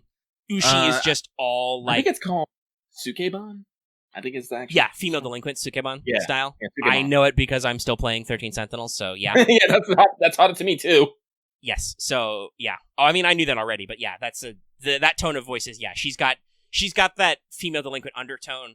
Ushi is just kind of like a little bit of that tomboy energy. Adelante is also kind of soft-spoken and gentle, but can also be catty, for lack of a better word. Mm-hmm. Adelante Alter, I loved her Valentine scenes, by the way, is she literally just has no idea what the fuck she's doing. She's like, ah! Yeah, there's several like that on both males and females, so they're usually pretty fun. Talking about range also, Maya Sakamoto, great range. As she is Vanilla Jean, and then also Jolters, obviously, but she's the Shikis. Lily, she is... Alex. Yep. And also Da Vinci's. Da Vinci's, yes. Which is, there's a lot of range there in all those character types. Mm-hmm. Shoot, I just realized the unfortunate thing is the only version of Aoyuki I have is Onikure. So I know that Aoyuki has a shitload of range, but I can't hear it from my own ears in game yet. Yeah. Maybe with some Okitans in summer or something. And of course Jinako, who is probably a very, very different read. Like, again, looking at these character differences, like, Shuten to Okita is already like a really, really different read for the same actress, but then also throwing Jinako in there. Rumi Okubo is like kind of interesting because she does Liz and Astolfo, obviously, and like all the Liz's sound the same mostly. And you can tell it's kind of the same person between Liz and Astolfo, but they are also very different reads, obviously. I think Astolfo has that kind of, well, Astolfo is a boy, but also he has that boy, like that light boyish read. A slightly rougher tone of voice using Boku, stuff like that. The biggest difference in read is when you compare them to Mecha Ellie, because she takes on that more mechanical. Yeah, Mecha Ellie is a very distinct way of speaking, but owning all three Liz's and having done all their Valentines, Cass Liz, Brave Liz, and Liz all speak in the same tone of voice in the game for the most part. It's just that I think through Halloween's Liz gets slightly more kooky each time. But that's just text writing. Well, like I said, her spirit origin is being fucked with a lot. Yes. Well, and Brave Liz is literally Cass Liz and Liz fused, so. But they all speak in the same tone of voice, you know? I'm glad that Tanida Risa was able to come back. She took a break from voice acting for a while. And shockingly, maybe it's because she was... Well, actually, no, it wouldn't make sense because they weren't voiced. But I just realized they snuck Kyo and Matahari into a lot of Valentine scenes as a cameo, and I don't know why. Maybe they planned for them to be voiced always, they just didn't have the resources for the first couple of years. Maybe. Because, like, I could see, like, it makes sense, right, when the game's just starting, you're like, oh, of course we can tuck Kiyohime and Matahari in. Our, Tanida Risa Tanida is MASH's original voice actress, but she had to take a break for, I think, a full year for her health. That's when MASH's current VA... Ryuri got involved, and obviously there's been a lot that come from that, but it's also one of those rare cases where they did actually just replace a voice actress because MASH has new lines every month, right? Yep. They had to do something. But, like, I remember this, like, hell, I mentioned Life-Size Hippogriff and Astolfo earlier, right? Kiyohime has a cameo in that where she's like, very clever. She doesn't say it, but in her mind you can see her saying, very clever, fuckboy. You have an excuse to go to Master's room now. I won't be beaten so easily. And Astolfo's just like, what? Nani? But Matahari shows up a lot. I do believe for most of our berserkers, somebody is actually making all those noises. So shout out to them. Mm-hmm. Again, I mentioned this last week also. Shout out to Alka Kanasumi. She probably made bank, not off the Artorias, but off of all the goddamn faux noises. God, I cannot count how many fucking scenes start with you just on your, especially male scenes, but even some of the female scenes start with you in your room, and there's the first line of dialogue is fo-fo, fo-fo-fo-fo, and I'm just like, usually for males it's like, alright, yosh, I'm gonna do it, and you smash open the door, like I said, you fucking like throw the chocolate at somebody and like, eat this, and then they're like, and then you get various different responses. But yeah, it's nice to see everybody flexing their muscles. I do always find it wild. I talked about this before because I think I got most of the snacks out of the way. I always find Sakawa Yu's delivery so wild because like it's really hard to tell that the smalls are the same as the larges, right? Oh yeah, no. Like her read as Medusa and her read as Gorgon are pretty similar. Gorgon is much more harsh and forceful, but is still about the same like deepness. Mm-hmm. But like she does a completely different pitch and way of speaking for the most part as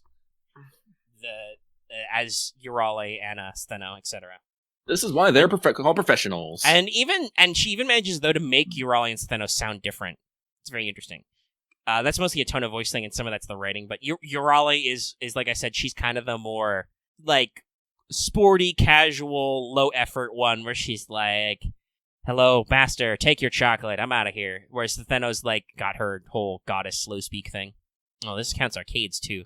I just realized, how dare them, because they've got a lot of range. Oh, there's another character I wouldn't have realized. What? Suzuka is the same VA as Ibaraki and upcoming Calamity Jane. Oh. That's also a little bit of range, because... That's funny, though, because it's going to be interesting to hear Calamity Jane's lines, and hopefully eventually hear Valentines. I'm going to be rolling on that banner. We'll see what happens. We'll see if I get 4-star cursed. But, like, Ibaraki and Suzuka are very much, like, character acting, right? Because, like... Suzuka's got her JK speak thing going on, and Ibaraki is an Oni, who is also a bit of a lunatic. Mm-hmm. So yeah, it's very interesting to see everybody's range. But I think we have... Yeah, we've been talking for this about for 30 minutes. We can move on. All right. I'm sure Lucky will have some more highlights next week once he's literally done all his chocolates, but for now it's good. Got a lot of stuff. I like how everybody is distinct. Everybody does good effort. Oh, fuck. Wow. Another one. I'm just scrolling down the voice actors list, and some stuff astonishes me. Like, obviously, when, for instance, Takehiro Koyasu, a.k.a. Kono Dioda, speaks as, like, Hans or Oz, I'm like, yeah, I know that guy. But I was just scrolling by, Aya Endo is Ketsune-san. Also Kid Yell, and I'm just like, whoa, those are wildly different deliveries. Which is, you'd think that would be more recognizable, but nah, damn, dude. Shout out also to Koji Yusa, who is Kintoki and Karna. I think he does a good job splitting those two up. Karn is very polite and relaxed. Whereas, as established previously, Kintoki, just mad lad. It's golden, yo. Because I've been listening to the sound, I've been told this is always how it's been, but like, I love how they apply music in this. Especially for Lost Belt servants, they bring in all the new music to let you know when this was made, basically, right? Mm-hmm. It's really great. But also, I listen to Caster Gills, and it plays his fucking leitmotif, right? It plays his theme music, and I'm just like, God, this is so great. But okay. Sorry, I'm scrolling through. I'm slightly bamboozled by some of these. Holy shit, no way. What? Protoku is also Beowulf? Fuck, dude. It's wild. I did not know that, but also I'm kind of okay. I'm sorry, I don't use either of those guys enough to have their voices. No, you probably haven't gotten both of their scenes yet.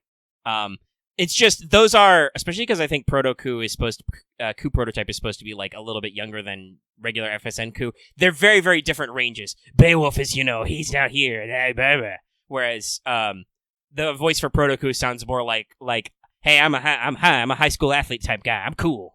I'm a cool guy. Yeah. It's just, I'm just, like, shocked because I can hear those two characters in my head, and I'm just like, what? That's the same dude? Oh! Well, thank God I remember this, though, because I was scrolling. I do also want to shout out my new best friend, Dantes. This motherfucker. He's great. This guy brings you coffee with sugar and cream on the side first thing in the morning because you gave him chocolate at, like, midnight. And I'm like, you are the wind beneath my wings, bro. I wish more people would show up first thing in the morning with coffee. Fuck. I'd like to remind everyone that Omega loves his coffee. Yeah, I'm a coffee guy. I require coffee every day. And so, like, you bring me fresh coffee and you're like, I don't know how you take it. Here's milk and sugar. Or cream and sugar. I'm like, yes. Good. And just, this is Dantes who does this for you, right? Like, it's great. But. Okay. I think it's time. Yes. To go ahead and hit up our new servant deeds. What? Because there's actually a lot to unpack with Caren. A lot. Okay, sorry. I was scrolling. I was clearing out some of my YouTubes and somebody posted a funny art dump thing.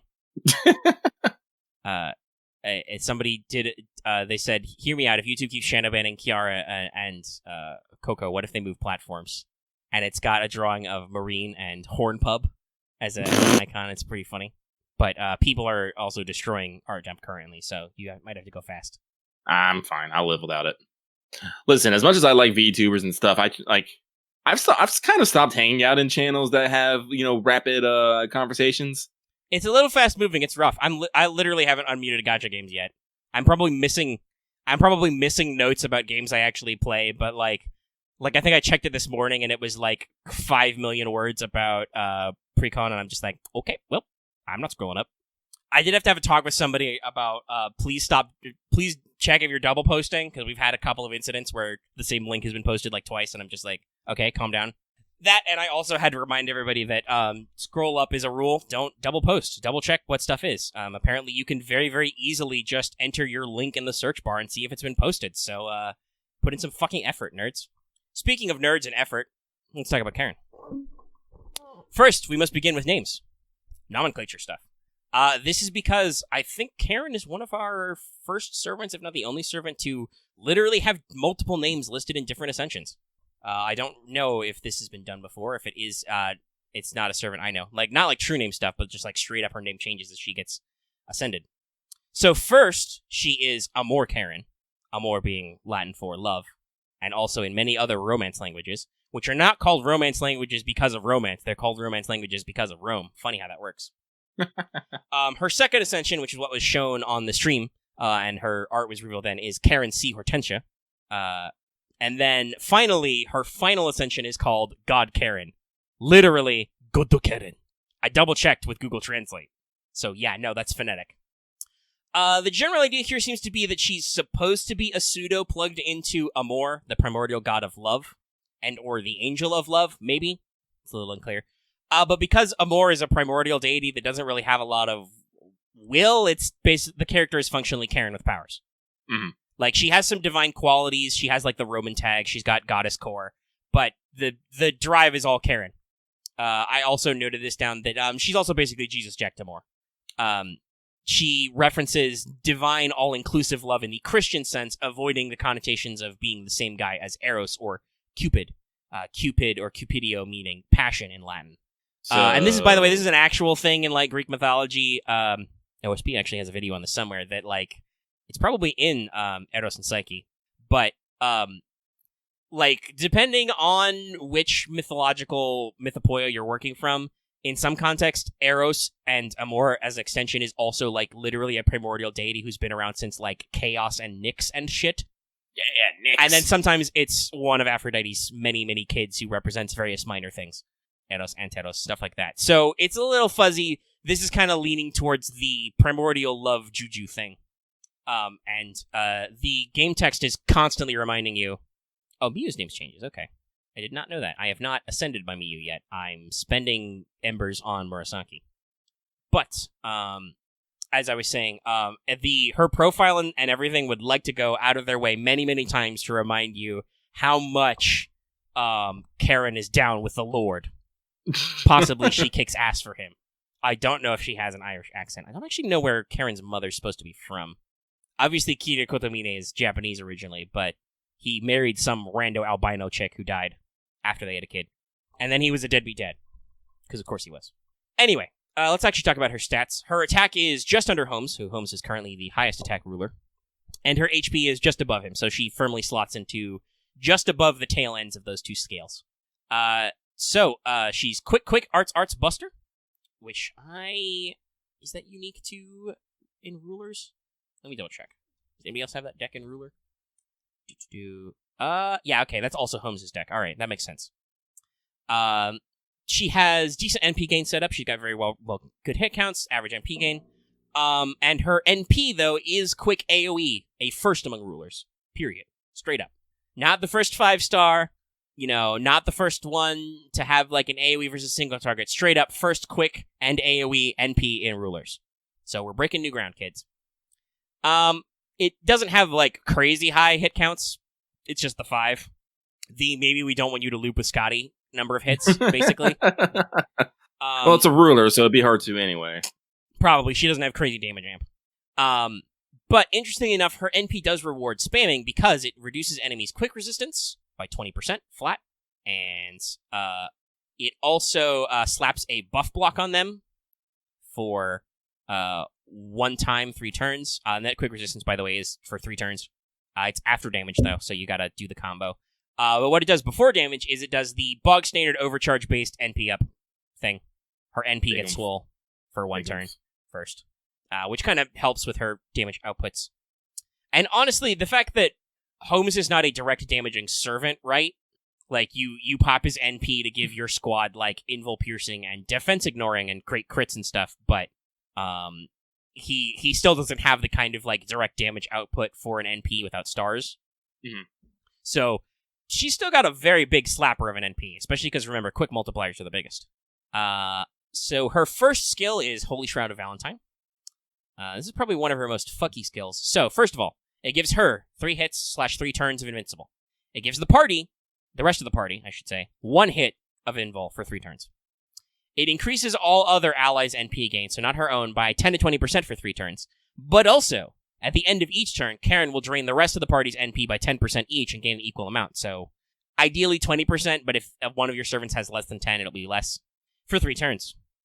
So basically, she gets your battery. You have other servants beat people up so they get NP gain, and then Caren eats it. Slurp. By the way, her first skill is supposed to represent Eros, the sexual or romantic love. She's all about the 4 loves. It's crazy. I love it. It's great. Her second skill is Golden Arrow. This is her taunt, right? Mm-hmm. So it puts a taunt on her for 1 turn, I think. Did I put that in my notes? Yes, taunt for 1 turn. It's also technically percentage-based, so, like, theoretically it could fail, but it probably won't because it's like a 500% chance. Also, it does say it draws attentions of enemies by 300%, so I don't know if that means that there's some other way to, like, out it. There's a lot of stats that are, like, hard-coded into taunts that I don't know if they actually do anything practically, but they are there. I think this is basically just, like, the boilerplate for taunts, though. But it also has some other effects. In that, it will reduce all enemies charged down once, and also slaps all enemies with 10 to 20% attack and defense down for 3 turns. So, a pretty generic stall skill that also puts a taunt on her.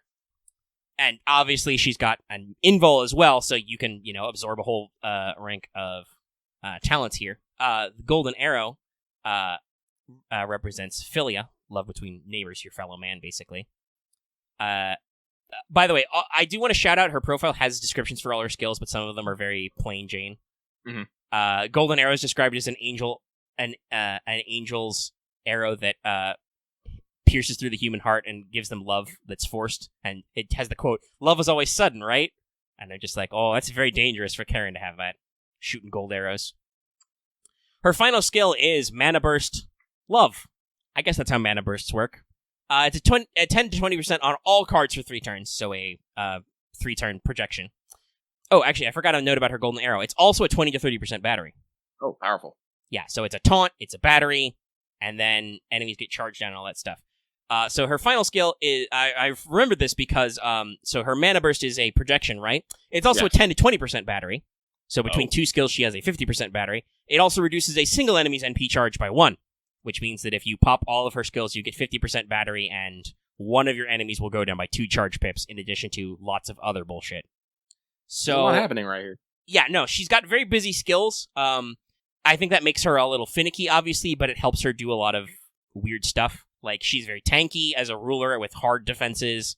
She has a taunt, which is great on rulers. But also she has a really great way to generate NP. Even though I don't know if she needs, like, crazy high batteries, but at the same time, it helps that looping. So for her passives, for normal-ass passives, she has Item Creation A, so her debuffs will stick better. She has Independent Action A, so she crits better. And then she has Goddess Essence for more damage and increases her debuff resistance a little bit. I forgot to mention, magical Mana Burst Love is Storge, familial love. Brotherly love, as they say.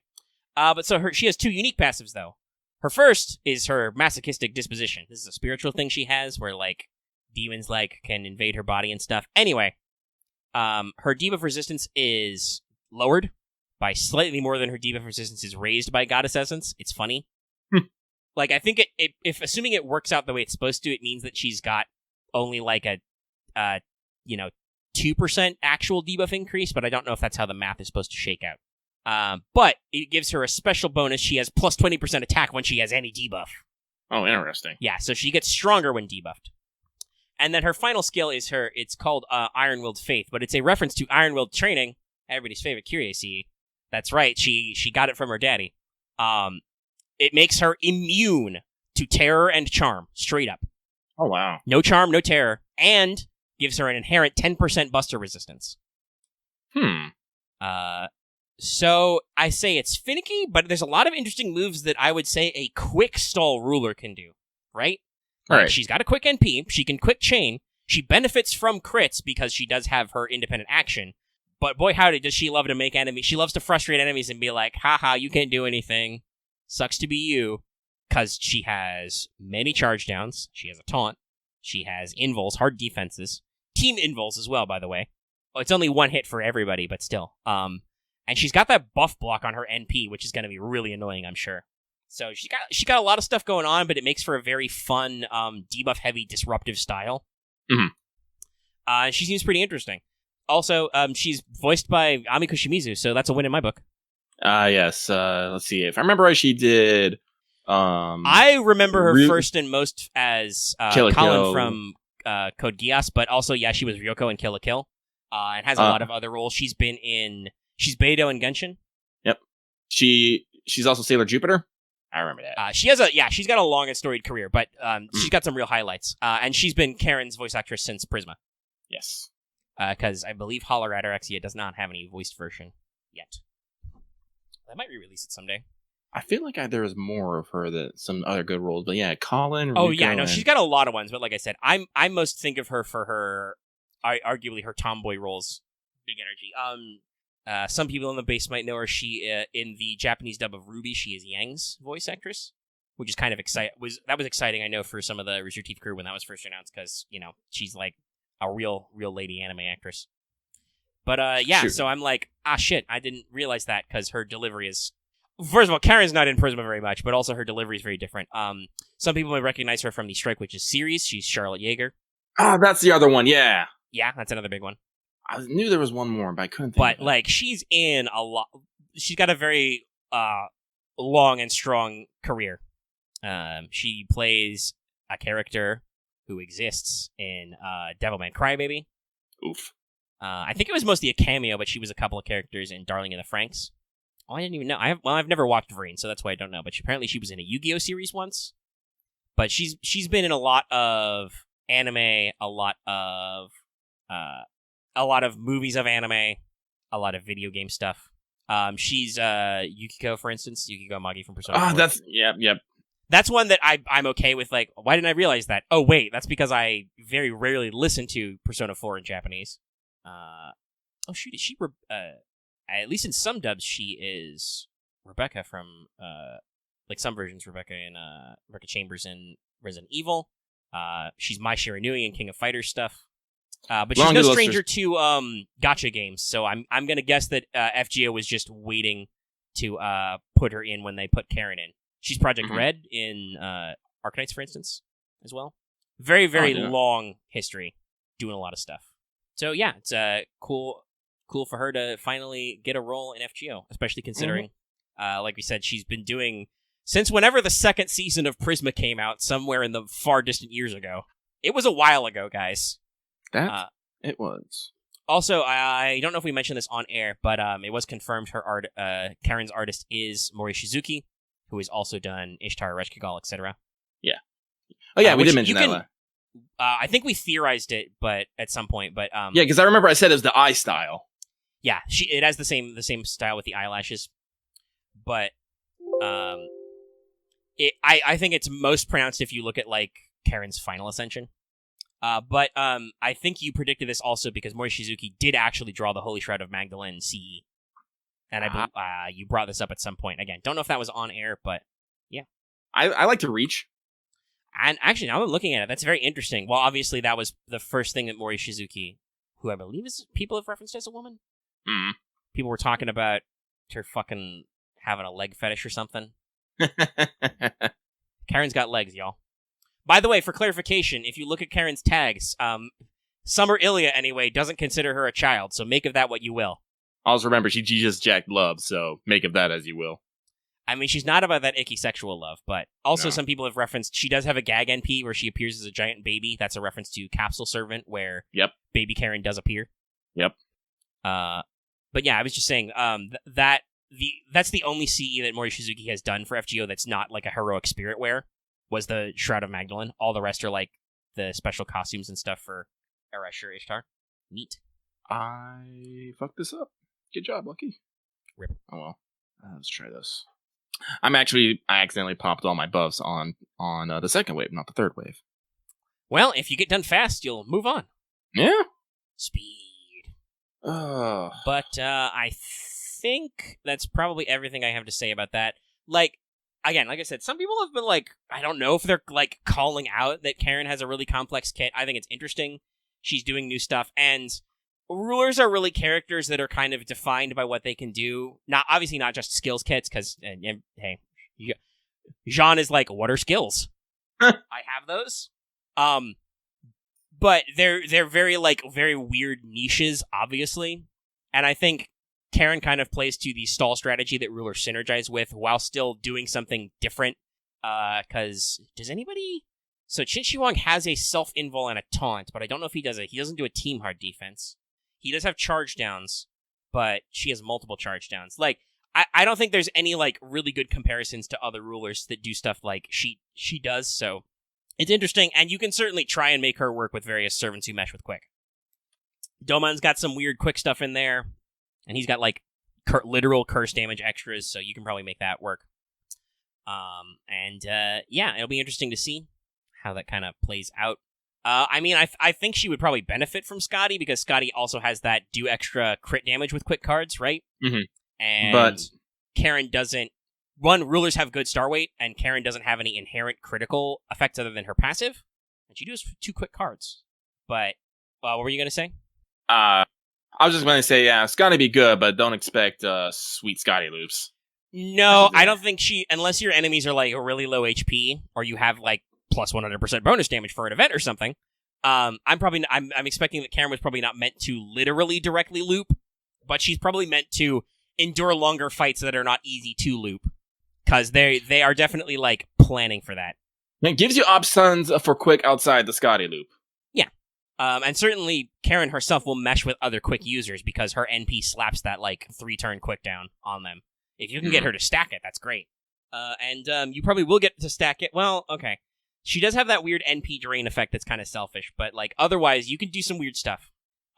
I just like rulers with hard defenses and charge downs. Like, even if she's quick, she's got 2 arts cards. She'll play nice in arts teams as well. Honestly, I think her best would be to have servants who can probably generate, who have batteries of their own, and probably servants that you have multiple levels of, so you can get weird percentages. Yeah, get overcharges, stock up that NP. Characters who already have intrinsically good NP gain and make a benefit with her fact that she gives the team NP gain buffs. Yeah. And I mean, she's an AoE servant with up to 50% battery. That's great. You can do a lot of burr stuff there without even needing Scotty's literal 50% battery on her own, you know? It's pretty fun. And also she's like I said, ruler with hard defenses and a taunt. That's great. I love it. Fuck, I wish Jean had a taunt. I still don't know why they haven't fucking updated her skills yet. I think they're just waiting for some kind of event that makes sense for Jean, I think. Like, we're getting randos like Kid Gil thrown out there. I don't think Kid Gil was high on the list, but Alexander got his charm buffed, and I do think it is good, because, as I mentioned at the top of this, Kid Gil got something that actually matters to him, that he got Stargain as an archer, but also his charm chance was actually raised to the level 10, and has a 100% chance of working without debuff resistance. So, funnily enough. Like, I'm hopeful we will find an opportunity for Jean to get some fucking action. I'm sure they're just waiting for it, but yeah, I would kill for a taunt on Jean. I not so much now because I don't usually run Jean unless it's for very specific challenge comps for her debuff clearing ability. But like back in the day, I would slap Poster Girl, the Guda CE on Jean, and just be like, "Hey, you have taunt for 3 turns. Enemies only attack you." I mean, I don't know. It doesn't have to be the main focus, Mr. Doot. It just, she has to, like, be thematically connected. It could be like we added the Apocrypha raids to main interlude. Also, here's a Jean update. Even though Jean's not in that story at all. But because it's APOC, we can do it, you know? Fuck, it could be an event about... We are at such a point with tangential involvement with rank up quests now, right? Where I think they could make a fucking event about Jolter and still give regular Jean a fucking rank up. And probably Jolter would bitch about it. Not Jolter, honey, not that you need any rank ups yourself. You're pretty good. Both versions of you are really, really solid put together units. Like, I think the only thing would be to make it so that either Jean had some way to make other units count as dragons for her charisma to proc, or for her to get her Dragon Witch charisma proc on herself for the extra damage. Otherwise, she's great. Fucking self-mod EX. Her buster buff with an invul. It's nuts. It's wild. Okay. But yeah, so we're gonna wrap that up there. There's no more further I would say. If you have any fun thoughts about how to use Caren, let me know in the comments. Don't bitch about how she can't Scotty loop or something. I will ignore your comment. And if you're really rude, I'll be like, not only do I not want to see your comment, I don't want other people to see your comment. Get it out of here. Oof. I don't do that a lot, but sometimes I'm just like, okay, this is just really rude. I just don't want this to stand. Before we wrap up the show, let's do a quick Patreon check-in. It is the last week for our polls to be ongoing. They will be done by the time we do next show. So let's check in with them for the month of February 2021. Yeah, I'm not surprised Psyche is kicking the shit out of everybody with 67% of the vote. 5 days left, though, you know. And very slightly 3 Founding Families is ahead of True Magics. So I guess we'll do that sometime this month, probably. I don't know, though, for sure. Mm-hmm. We'll see. Spell whose name? You gotta be specific, guys. Remember, we're moving at a mile a minute. Yeah, it's Caren with a C. You mean her last name, Hortensia? I assume it's supposed to be that, but remember, it's a Nasu mage name basically, so it's complete bullshit. Bullshit. I'm pretty sure that's how it's pronounced though. Hortensia, or possibly Ja. I'd have to actually like plug the fucking characters into Google Translate to see what vowels and consonants are in it. But yeah, be careful about shitty Japanese through Google Translate, but if you're trying to reverse translate, especially phonetic characters back into syllables, it does a pretty decent... Like I said, I was able to figure out that God Caren is Goto Caren. That's patron chat, Loth. What are you doing here? How dare you? Why have you done this? You have offended my rules? 1 million years dungeon. Okay, I was talking about the patron thing. That's done. Those polls have a few days left if you want to get in there, if you haven't voted already, or if you want to join our Patreon. Anyway, 5 and up, guys. 5 and up. That's not an age limit, by the way. That's a monetary limit. If I'm not gonna say if you're under 18, you can't join our Patreon because we're not marked that way. But please exercise fiscal responsibly with Patreon and don't steal your parents' credit cards. That's bad. It's bad, y'all. Get your own credit card. Use it to buy GameStop stocks. Then join our Patreon. Nah, kidding. Actually, yeah, I remember. There was one more thing I wanted to throw in before I got distracted. Which is, obviously, there's only 2 options listed right now for Teach Me, so, if you guys have some more suggestions for topics, go ahead for that. Otherwise, we may actually have to retire Teach Me for a while. If I don't keep coming up with stuff, you know, we might have to, like, put it in the back pocket and only do Fan Servant Fridays for a while, until we get some lore topics. For suggestions for Teach Me, I would say to, 1, check our backlog. We have a playlist. You might have to check the descriptions because the titles are obviously not always cleanly self-referenced. Usually I try to, but sometimes it's way more appealing to put other stuff in there. Mm-hmm. Yeah, just somebody asking how to submit one. Yeah, just let me know in comments, in Discord, something. Give a suggestion. I would say don't bog down Mailbag with it, but you can, I guess. Like, Mailbag's pretty open-ended, but if you want me to, like, definitely consider it directly, because we can always read all the Mailbags, do make sure to tuck it in the video comments or whatever. Our current ones are about the 3 Founding Families of the Grail War, and also then what are the True Magics. But similar to Mailbag, do try to keep it, 1, definitely Nasuverse related, but in particular Fate related. It doesn't have to be directly FGO related, but it should relate somehow to the Fate universe, because as I explained in my vampire thing, There's a lot of shenanigans and side shit that's explicitly different in, like, Tsukihime and even some of the other worlds that I'm not going to dive into because they're not relevant. Like, at some point, we may or may not, depending on how Nasu goes with FGO, have to talk about type/ultimate ones, but for the moment, that's not really relevant, and it would involve a lot of explaining for no good reason. Kind of why I dodged the vampire thing for so long, and even in the end, it didn't even matter. No, it did matter, but the actual, like, amount of detail on vampires that FGO went into was way, way lighter than anything else. But, yeah, keep your stuff open. And otherwise, like I said, we can just take a hiatus. I did it because there were a lot of topics people constantly asked about. No, that's what I mean. I'm not going to explain notes. That's not relevant right now. At worst, notes is a funny thing that MHXX references. Like, I explained CCC's plot before. You can play extra in some form, probably. Oh, actually, that reminds me. That was this week, right? Didn't they do, like, a special limited release for Extella's anniversary? Yeah. We completely missed that earlier. We should mention it. Yeah, basically, it's just a nice little box. It comes with Extella Link. You get a sweet Tamagotchi and some sweet art by Wada Arco. Yeah, Wada Arco's been tweeting about it occasionally. Mm-hmm. But, yeah, that's a cool thing. But I think that's all the stuffs. So, let's get out of here. I think I'm a little hungry. I'm going to get a snack. Do this audio edit and then find something to do. I mean, the special box is JP exclusive, but everything is fucking unregion locked. And who knows, they might do some releases over here. But alright, it's time to wind down the show. Wind down. So, I will tell everybody that if you're watching the show on YouTube, be sure to give it a like if you liked it. Get that algorithm action in there. Speaking of algorithms, make sure to leave a comment if you've got any comments in the comment section down below. We love seeing your comments. They help YouTube feel like the video is engaged upon, and you can actually, like, drop suggestions and answer questions. We ask on air. We ask you questions. You give us answers. It's like a reverse mailbag. And you can also join our Discord. That link is in the description and our channel page as always. Get into the discussion live and all that fun stuff. And of course, if you haven't already, please subscribe to our channel to get all future videos and updates. Also consider ringing that bell for notifications for when we post a new video, like when I decide to get off my butt and post a news desk. Stuff like that. Check it out. Ring that bell, notifications, get new videos and stuff when they happen. And of course, you can also join our channel membership. Hit that join button or click that link in the description. Join our memberships. Get a dopey FGO multicolored star thing as your icon until one of us decides we're going to fix it. It just stands there mocking me eternally, not being transparent and just being like, well, do I want to fix it now? No, I got stuff to do. All this and more. Also, as I mentioned just now, and also at the start of the show, you can support us on Patreon. You can get access to episodes early in audio format for as little as $1 a month or $10 a year.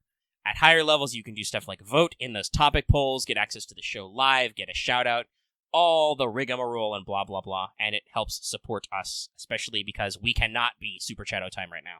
We're still under that copyright strike embargo until April. I cry every time. Oh, yeah.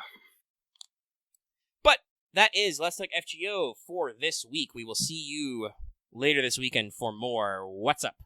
And we will see you next week for another episode of Let's Talk FGO, where, like we said, we'll probably talk about Valentine's stuff in finale, maybe talk about the rerun. If there's not a rerun, we'll definitely talk about how there's not a rerun yet. Even though there should be. And probably have big mailbag, so think about that. Look forward to future videos throughout the week. This has been Let's Talk FGO. Good night and good luck, everybody.